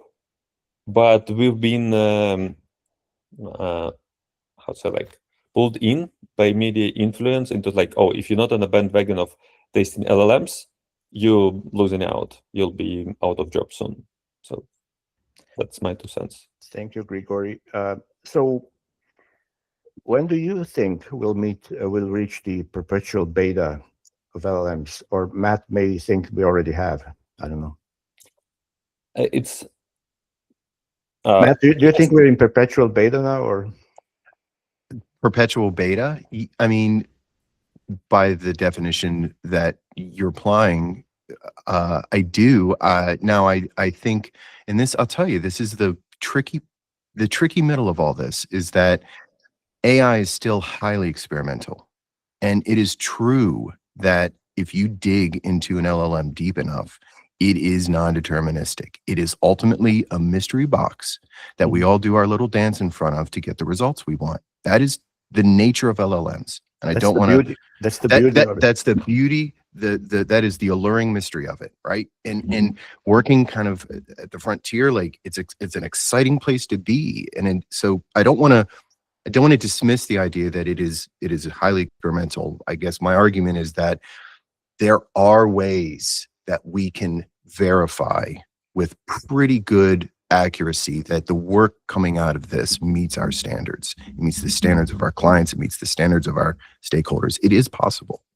And so that's why I would say it's a beta, in that it is a mystery, but it is not an unsolvable mystery. And you can still have the same amount of care and effort that we have put into our work for decades, and still recognize that, you know, you can get quality results while it is also still kind of a mystery.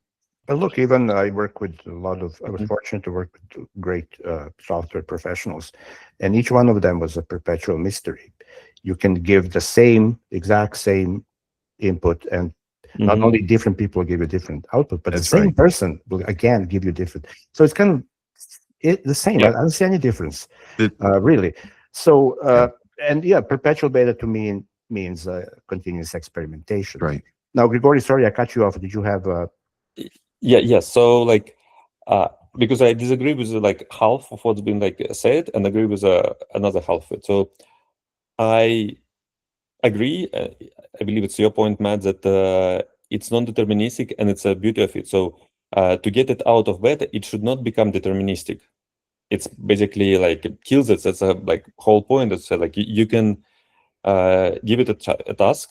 And unlike one engineer, it can be indeterminate, like one LLM, one model can be indeterministic in multiple ways, and the replacement of a team, and they'll explore, and one LLM will explore multiple paths, and then like somehow you need to compare. But like to get it out of beta, we need more like a protocol when you say like, oh, it is done. So this is an acceptable outcome. Yeah, it reached outcome in non-deterministic way, but I can tell that like, okay, it's good enough. I don't need to look into how it reached. And that's a point for me, is like when it's out of beta, when I have like harness around LLM, that allows me to use it in a deterministic enough ways. Same as like with a real engineer. I ask someone to build a tool for me, like for example, I'm a team lead. I have a coworker. I said like, we need this and that. They'll build it. I know they're like senior enough, so I'm not gonna like review it code, like as they approach, they think it, but I have a way to test it is doing what I asked it to do. It's performant enough. The outcome of a couple of tests like works well. Okay, good enough. Same should apply to LLM because yeah, they're very more similar to like engineers or rather team of engineers than compilers. But this protocol development, it's not for like users to develop. It's a hard task. It will take a lot of effort. It will take a lot of resources. But people who like benefiting from LLM usage, people to whom we paying for LLM usage, should actually like roll their sleeves and start working on a protocol on how to make LLM a product. Okay. Hey, I quickly want to go back to you mentioned technical debt, and I may have an unorthodox definition of technical debt. You probably will disagree, but to me, technical debt is basically doesn't mean lousy code or a bad design. It means we are slicing things. So suppose we have a feature that allows users to do something, and then our first iteration, we're like, okay, we don't want to dwell on it. We don't want to spend weeks. We will just take the data from the user, and then I will sit back in my back office and I will manually send them an email confirming that. Now I've created technical debt. We have a feature in production, but we are now in debt. We have to, in our next iteration, or sometimes we have to automate this email confirmation. This is how I see technical debt. Now I may be wrong, but okay. Yeah. So I think like summarizing it is technical debt is a resistance to change. So your implementation. No. Let me finish. Okay. So in your example, like when you're sending emails by yourself, so how hard is it to change this approach? But it's only become a technical debt when we have to change it. So if you need to send like 3 emails a week, it's not a technical debt, like in my definition. But we are embracing change. We are eager to propose a changed functionality to our customers, and we are rushing. We want to put it out, and instead of going and this is a trivial example, but let's say it's more technically involved to build this whole infrastructure with pub sub queues, etc.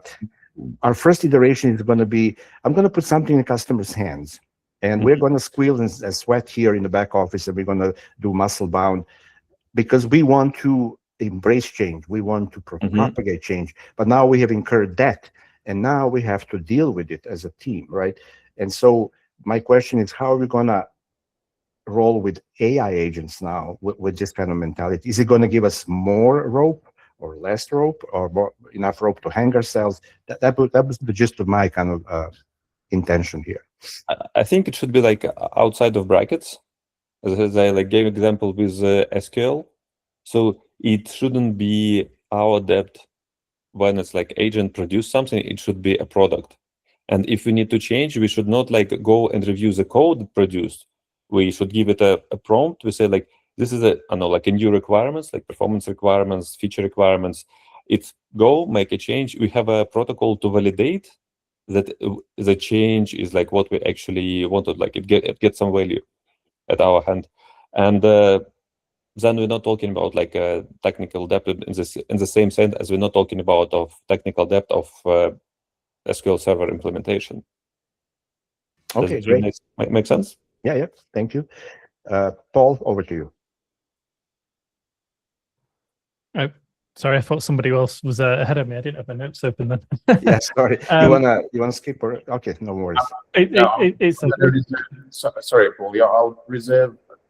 A lot of people are very skeptical, and arguments do arise.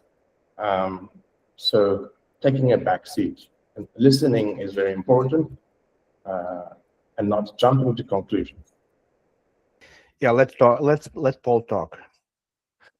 Yeah, actually, it was about that, about the points that you raised previously, Matt.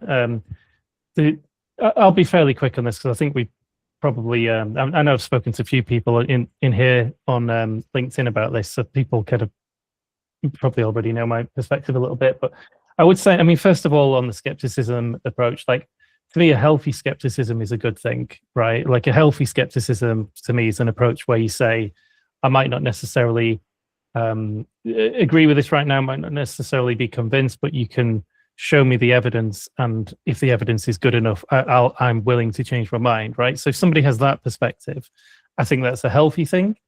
But I think that what I found, and this is consistent though, not just related to AI, some of the loudest people on social media, and I'm not just including LinkedIn here, there's other channels as well. There's somebody who I have in mind when I'm saying this, but I'm not going to say that person's name, but somebody who is quite a well-known, shall we say, tech influencer who I don't particularly follow, but because of the kind of channels that I do follow, tend to see some of that content.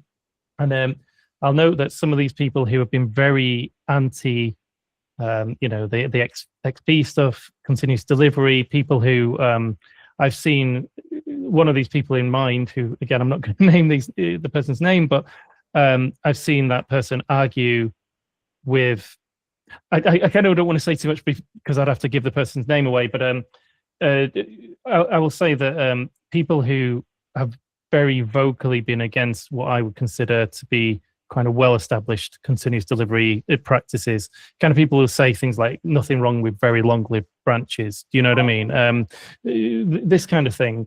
They're the same people now who seem to be very loudly not only not seeing the benefits of AI, but who once again seem to think that people like me are just making stuff up or whatever, or just, it was the same when it came to TDD. I would tell them, no, I can make these really high confidence, changes over time. It's really fast. It's an amazing experience. You can use it for discovery. You can use it to help you design stuff. It's just this fantastic experience. And they would just blanket, no, you've got something to sell. Yeah, and what I would just say, the final point for me is that I think also, to be fair to some people who maybe are not convinced yet, the pace of change is just kind of crazy in this area. And I would say that for me, the thing that the kind of the tipping point, if you like, for me was I think when Sonnet 4.5 first came out, and since then it's only gotten better. And I just checked a minute ago, and that was apparently late September last year. And I think it was around November last year was around the time that I last wrote manually a piece of code in the area that I'm working. Everything since then has just been all AI. Yeah. I mean, I'm still, as I said before, I'm still checking stuff and I'm still forcing it to work a certain way, but I haven't manually written any code since about November. Yeah. Wow. And I noticed some of these experts, and I call them the incumbents. They are people who are well established and not interested in changing their elevated status, and maybe feel this newfangled thing is just like taking away their thunder. And sometimes they have a good point, and I like to read those counter arguments. And we got to keep it on even keel. We got to having some kind of impartiality. I know you and I and Matt and other people here, some of really enthusiastic, like to the point of like being little children in a playground, and that has to be tempered with Alex T. and Michael here is next. Michael, over to you. So I think it was Lori who challenged me on my comment that AI is just, to me, AI is just a special new wrench that we have for working with software. I mean, I've been around longer than Alex, and I live on a farm, and if I've got a rusty bolt, it's non-deterministic whether a particular wrench will take that bolt off or not. Sometimes I need a torch, sometimes I need a completely different wrench, sometimes I have to manufacture a new tool. So I think I see AI and all of its capabilities as just another tool or bunch of tools in the toolbox. So I'd like to let Lori respond to that, And then I'd like one comment after that, and then I'll give up the phone here. Sure. I think I need to read the comment again. LLMs are just another special wrench for working with software. Yes, just another special range working with software. I'd like to challenge the idea, maybe by firstly asking a question like, who on this council thinks that the current generation, the state-of-the-art models, are capable of outputting novel ideas that you wouldn't necessarily have thought about? I'm not sure I heard all of that. Sorry, like maybe this is a question for the broader audience.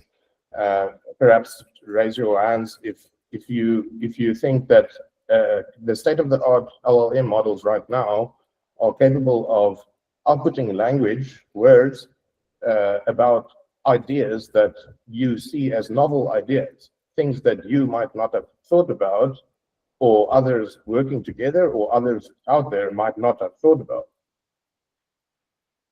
Well, that just puts it in the category of being another special wrench, does it not? Well, can a wrench think about new ideas? Can it learn? You use wrenches to build things, you use wrenches to modify things, you use wrenches to repair things. I think the analogy is actually pretty good. It is a tool, and that's how one must frame it. The tool should know that it's a tool. There shouldn't be any personality kind of things put into it to absorb into its system that learns, because that causes misalignment, and we have seen that happening in the world. OpenClaw and Maltbook and all of those products, they are based upon a big part of this is giving it personality, and it creates problems. I've written an article about this that I don't mind sharing. I think people would benefit from reading it. But I think my core theme and my core challenging argument is just that if a range that enables you to do your work much better, just as sewing machines and everything in the first industrial revolution were made, and everyone was able to do their work much better in a faster way, and those tools were actually burned, it's a difficult thing to accept this big change and progress. But the core challenge is simply can a range improve, and can there be new versions invented partly by itself as the core? That's the question. I'm just going to close with one comment, Alex. I love the comment about a wrench can be a hammer too, for beating on things. Sometimes you have to beat on things to make them better, and sometimes you just need a big wrench to take out your frustrations. Yeah, I mean, I'm really warming up to your analogy, Michael. I just would like to add maybe the entire toolbox, not just the wrench. How about that? Well, the AI part, think of a set of combination wrenches that are wrapped up in a leather case. So it's a bunch of tools together in the toolbox, but it's a tightly related set of tools in the toolbox. So I think we have a good metaphor there. Yeah, I agree.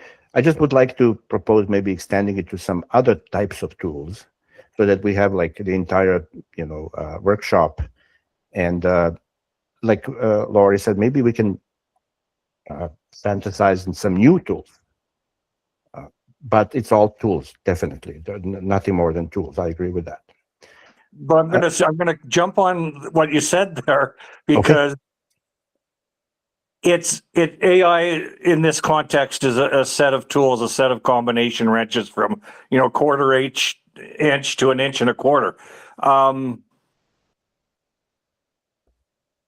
They're tools for working on software in general. And what I'm going to do is challenge the the focus of the ASG, is it actually about AI software, or is it about AI for helping with software in general? For the purposes of this, I think it's AI as a toolbox for helping us develop software. For all kinds of software. Yeah. Good. I think that's some interesting progress. Yeah, good. Thank you, Michael. That's a good clarification there. So, Ludger, over to you. Thank you. I guess I never introduced myself here really. So I have a background in computer science. Most time I worked in cybersecurity, but also have contact points to software development, also programmed smaller things. What I would like to bring in, so I started to discover interest for social systems. So I did further educations like systems thinking, systemic organization development. Their complexity is a basic word, and I'm very familiar with it. So what I learned and what stays with me is that we cannot master complexity 400% like a state machine, but we can manage it. And here I resonate with Matt. So to make a kind of pipe, to manage it and get the best out of it.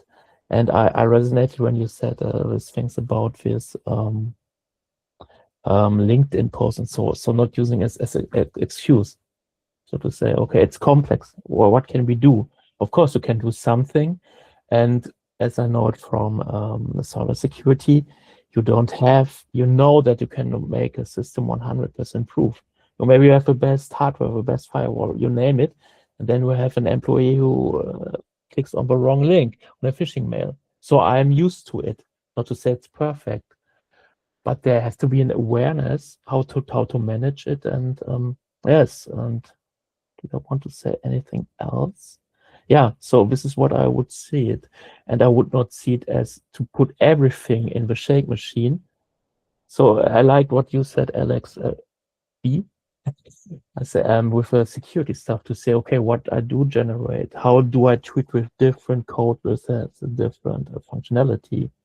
So, and I think I try now to bring this stuff together. So my systemic knowledge and my knowledge from computer science, and make it kind of feasible for people and transparent, and not to have it like a wild west where everybody says, "No, how can we know it? How could we know it?" Of course, you can manage a kind of process.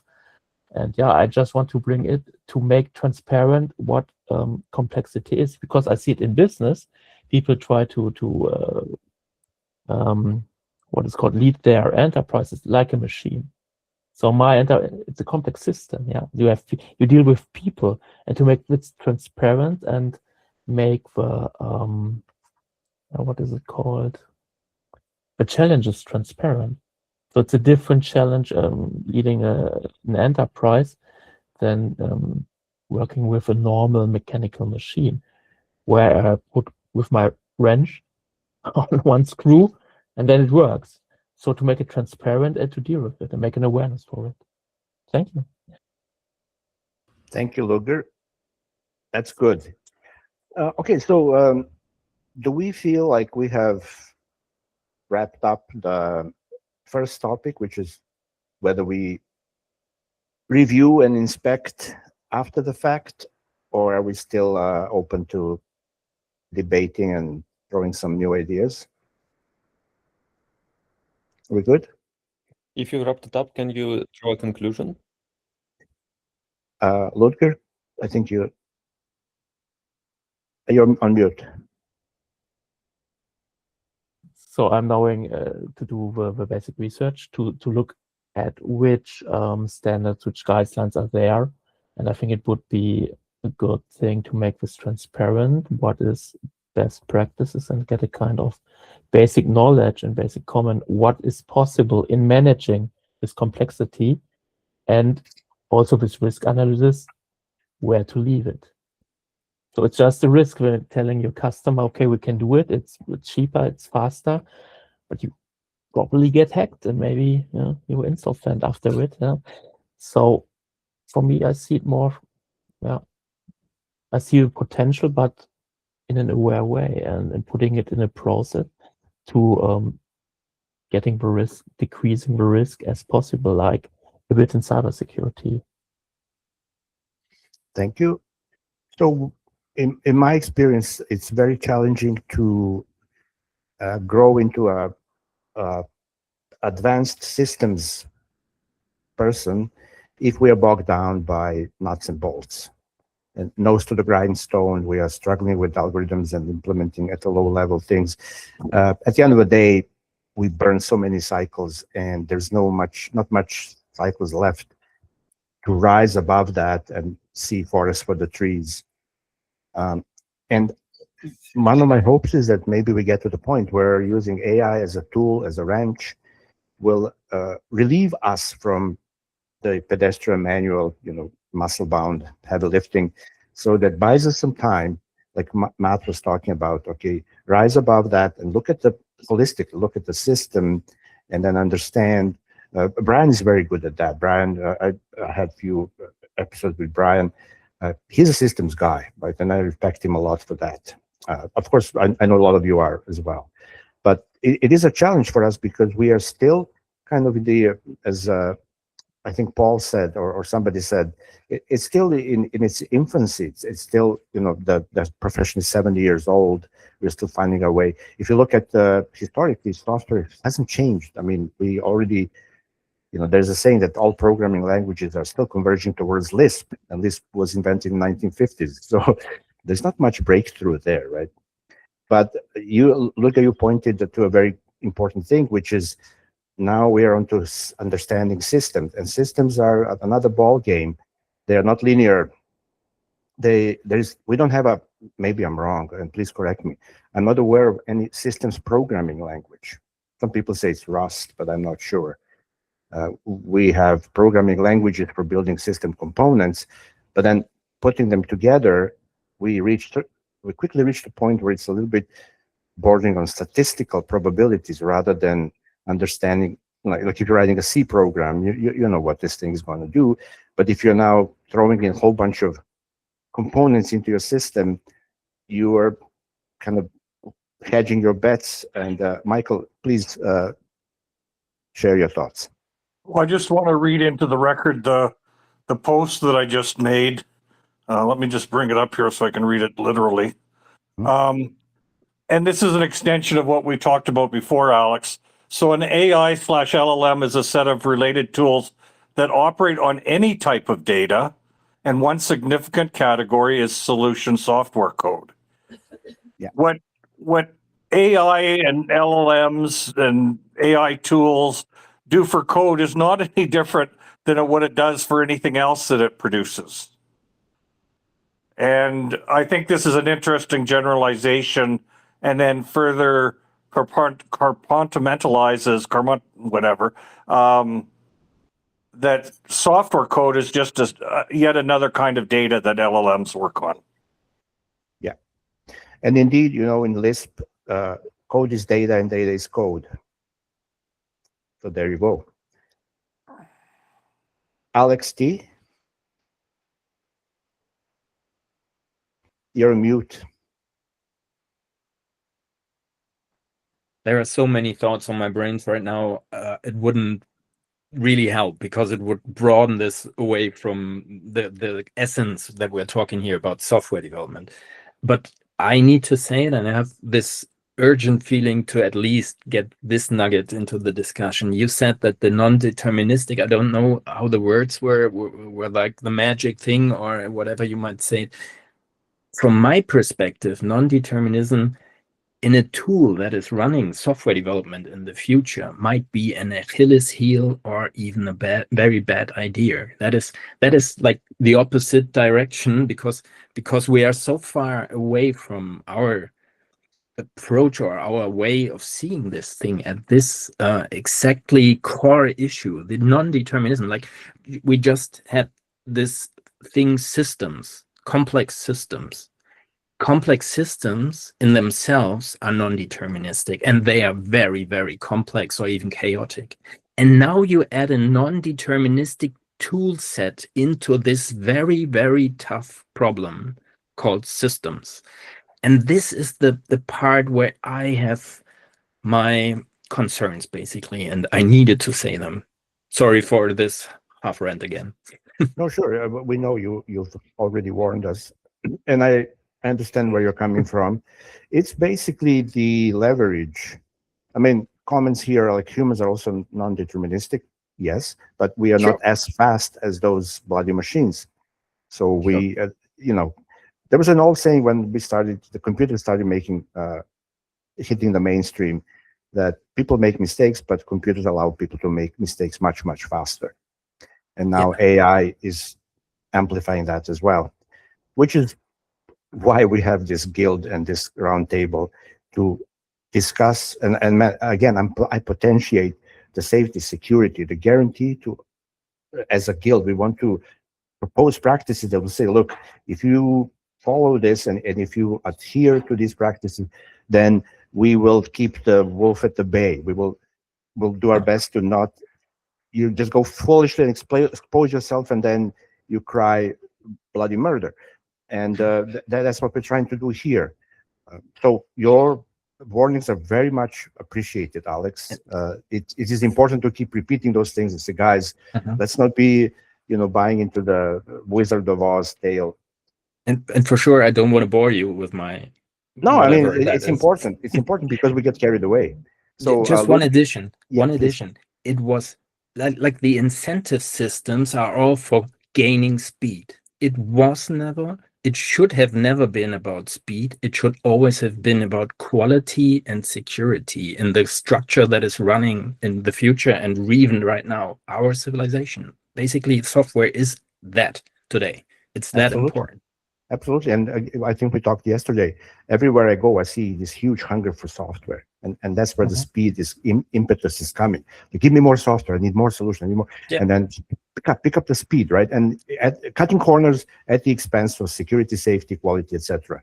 And so possibly one more addition. You said humans are non-deterministic. Yes, they've ever been. They will always be. And that's part of the system to which we are adding now another component that is technologically non-deterministic and very fast.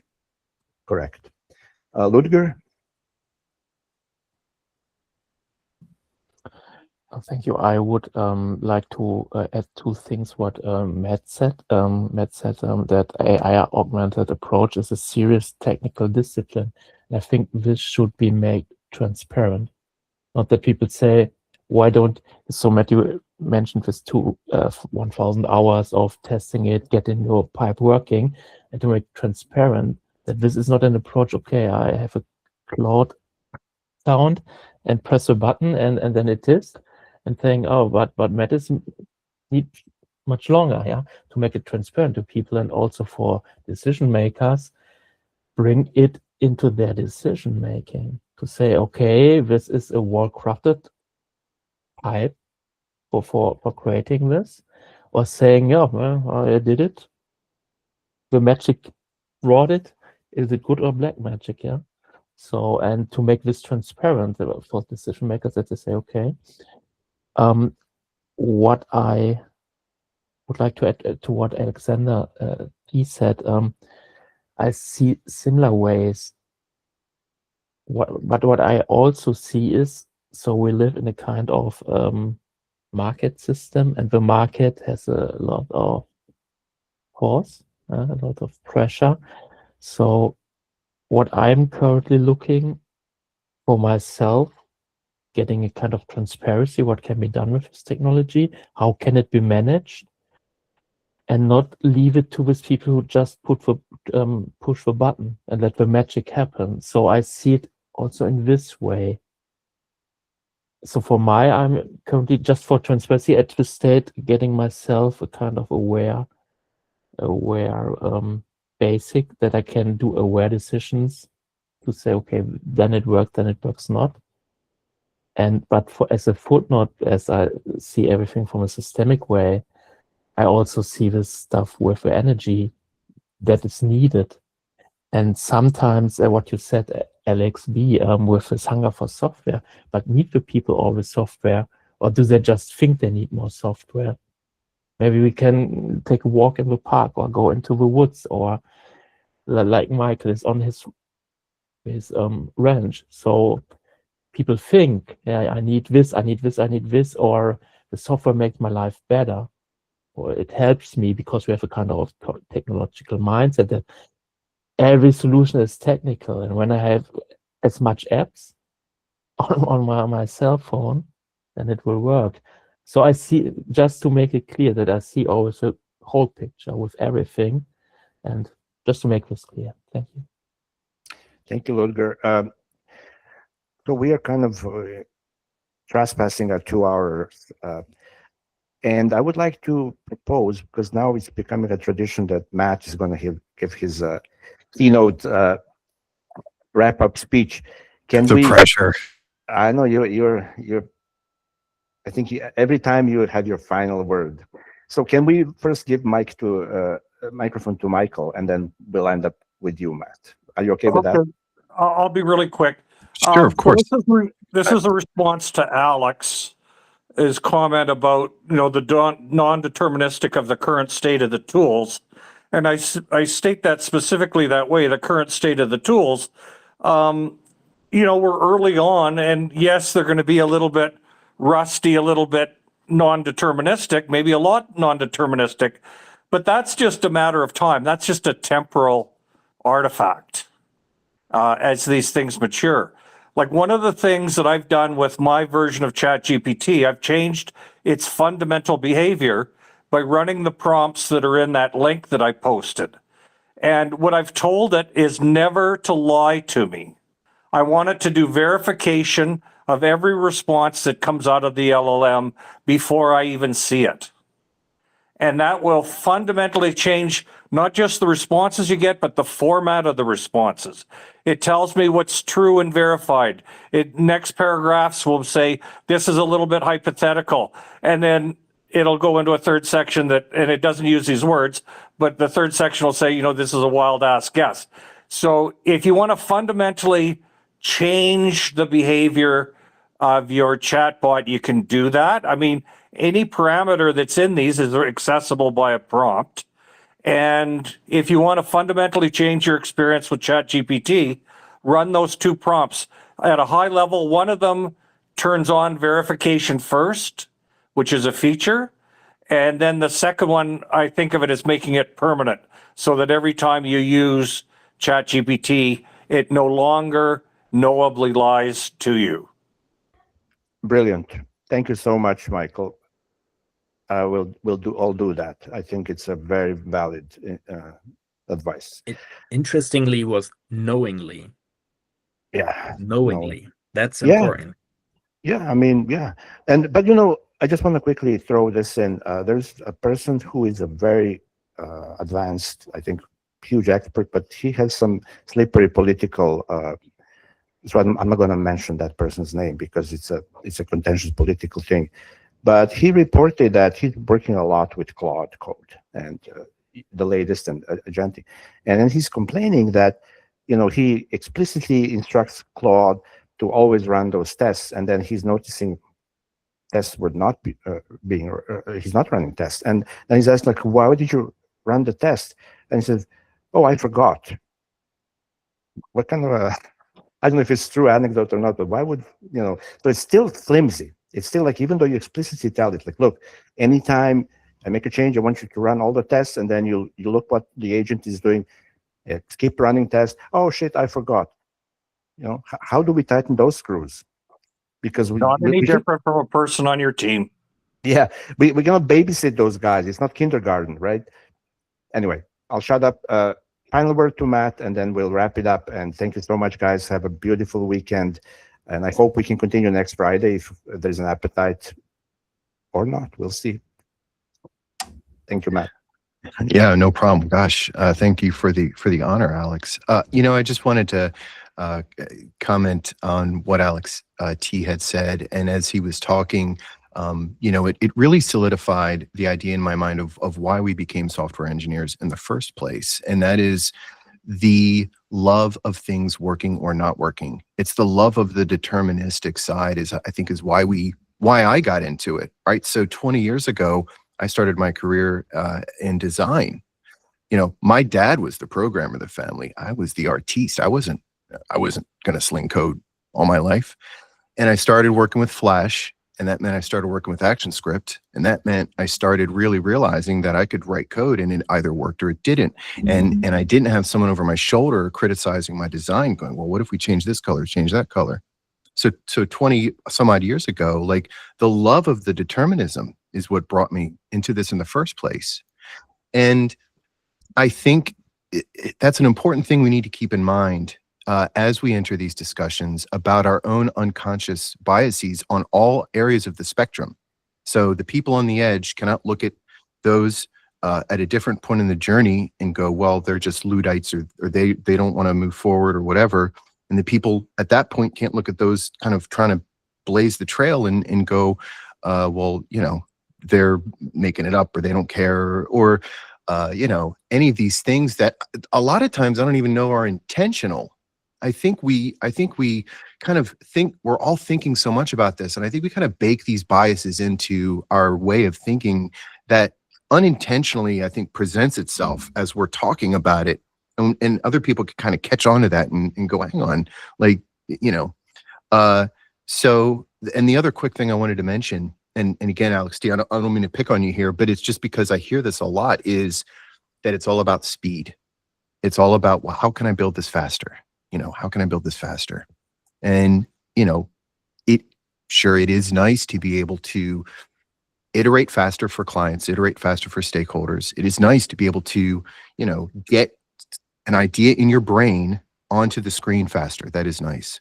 But I would encourage all of us to take a much more kind of comprehensive and holistic view of what happens and when you look at AI like an exoskeleton that accentuates what you can do well and fills the gaps for what you don't do well. Yeah, there's some speed advantages, but the knowledge advantages, you know, I mean, I'm not going to sit here and go through the whole laundry list of how I believe I'm a better engineer than I was before, because I've tried to strategically use AI for those areas.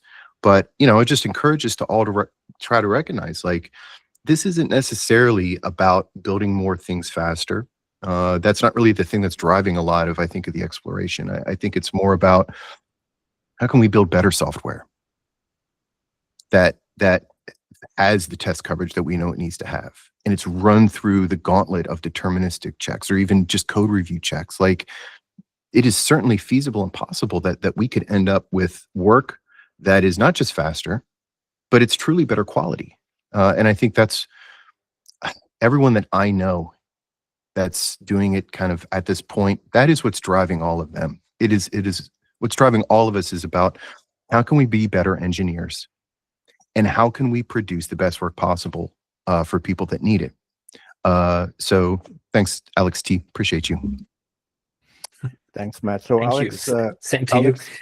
Alex decided to disrupt the tradition, and you're dethroned, Matt. You're not. I don't want to. Well, you did it, so the cat basically, is out of the bag. What you just said, Matt, chimed with one other thought that I had, that it's not only about speed, it's also about tackling bigger problems. And the big question is, in a world where we always bit off more than we could chew, whether we should really increase the size of the problems we are tackling in the first place. It's not only about speed, also about size of the problem. Yeah, I have to drop. Thanks, folks. Yeah, Thanks, I have Matt. to as well. Thank you. Thank you, Paul. So Grigory has the last word. Thank you. Yeah, it's a bit on a tangent, but could it be that, like, the problem is not with AI, it's a problem with timing when we introduce this tool? Because what AI today essentially is doing, it expands, like, your prompt, like a sentence, into a lot of code. If AI would have come later, for all these, like, common tasks that can be expanded in a lot of code, it would be like a library, a framework, like a tool, like, which will be deterministic, will be produced in a deterministic way. And then AI would be solving like some other problem, because we already solved this, like, which were like essentially pre-AI problem, but AI arrived too soon, and that's why we like struggling with it. Like, we're trying to use AI today for something that should have been solved before it. Basically, yeah, it should be a whole lot of framework and libraries, and like maybe like we came to understand like, yes, we need a Lisp. We need to converge into Lisp and like drop all other languages, maybe some with some bells and whistles, and then apply AI just on this language on a uniform code bases that like following the same patterns, because we figured out how to build software, and then like solve like the problems that are like that should have come next. And instead we get like to an advanced tool for today, where we like still struggling like with the like previous step. I don't know, like it's came to my mind, and I wondering like what other people thinking, like could it be like problem is like not an AI, just like a bad time, it's just like we are too slow. That's a very interesting insight. But what would you say if AI came in this form, came like 20 or 30 years earlier? I think software engineering will be doomed.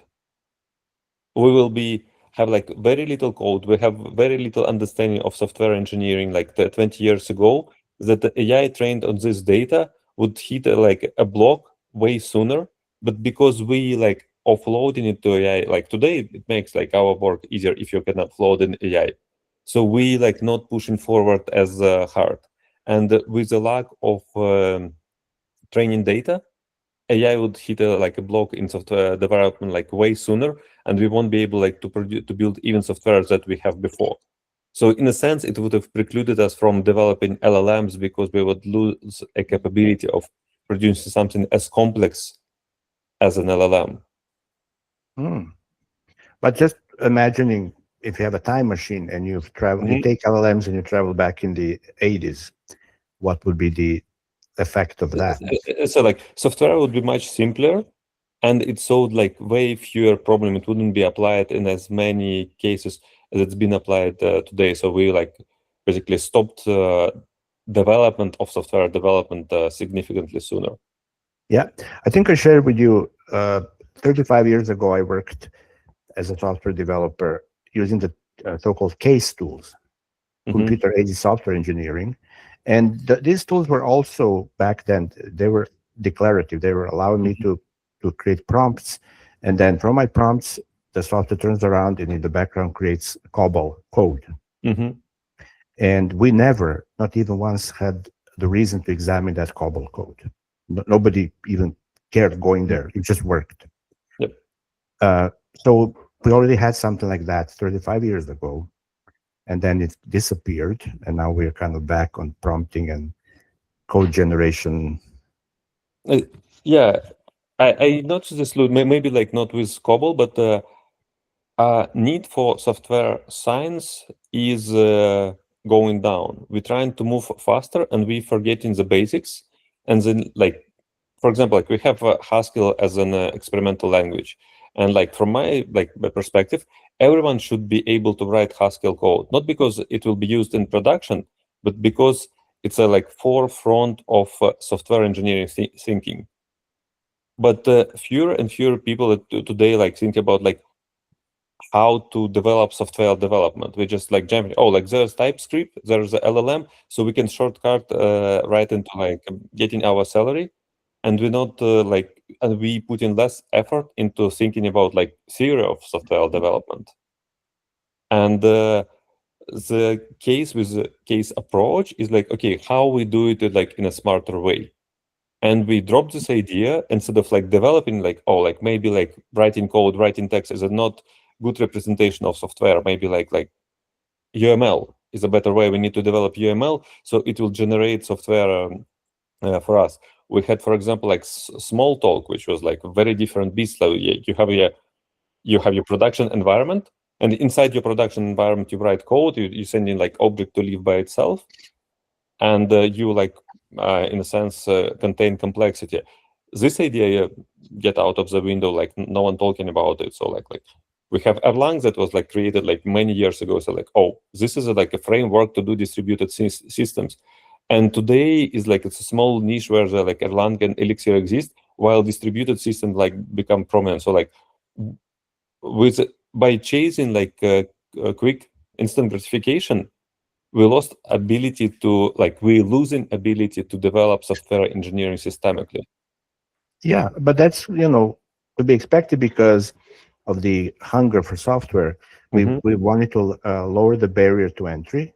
Yes. Like when I was at university, you really had to study and you had to know the fundamentals. Otherwise, you would never hope to be hired. But then they realized, okay, the appetite for software is exploding, and there's no way we can expect population to reach that level. So let's introduce visual programming, Visual Basic, something that will dumb down and allow people to create software. And also there's a Excel spreadsheet and all these things that will you don't have to have fundamentals, you don't have to be trained, you can just, and today there's Lovable and all these things, you can just build your own system, which your point is very risky, and Alex's point, it's could be a potential catastrophe. So to your point that dumping down, it's a great idea, but chasing dumped down solution, we not investing as much isn't dumping it down further. If it makes sense. So we said we dumped down enough, it's a dump enough, let's go this way, and we're not allocating enough effort, enough resource to say let's dump it down further. So actually anyone in the kitchen can say something to Alex, and came up with a program that handles his home automation. So we said it's good enough, we don't need to invest in the development anymore, we'll stop there. And LLMs also driving in the same direction. It's not a reason to go to this direction, but it's helping say making the notion that okay, it's dumb enough, but let's stop investing in the future. Wow, that's really interesting. Thank you. I appreciate that. And looks like Ludger is trying to dethrone everyone. Look, yours the last word. I'm not taking any more. I have to go to the bathroom soon. So I would like to what Gregory said.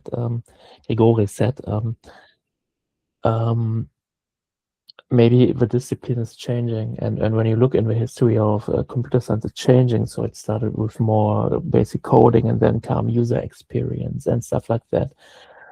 The graphic interface gets more and more fancy and so on. And I think maybe it's again changing, and it's not just how many lines of code I wrote and then how many sprints I did in the last month. It's also maybe looking at this context like we do in this talk. And now my really last word is, I guess it also takes a kind of leadership to provide the developers and the teams and the software designers the space to make it feasible, this problems that you with not more dumping it down, instead of saying, okay, we have pressure on the project, we can not save it anymore.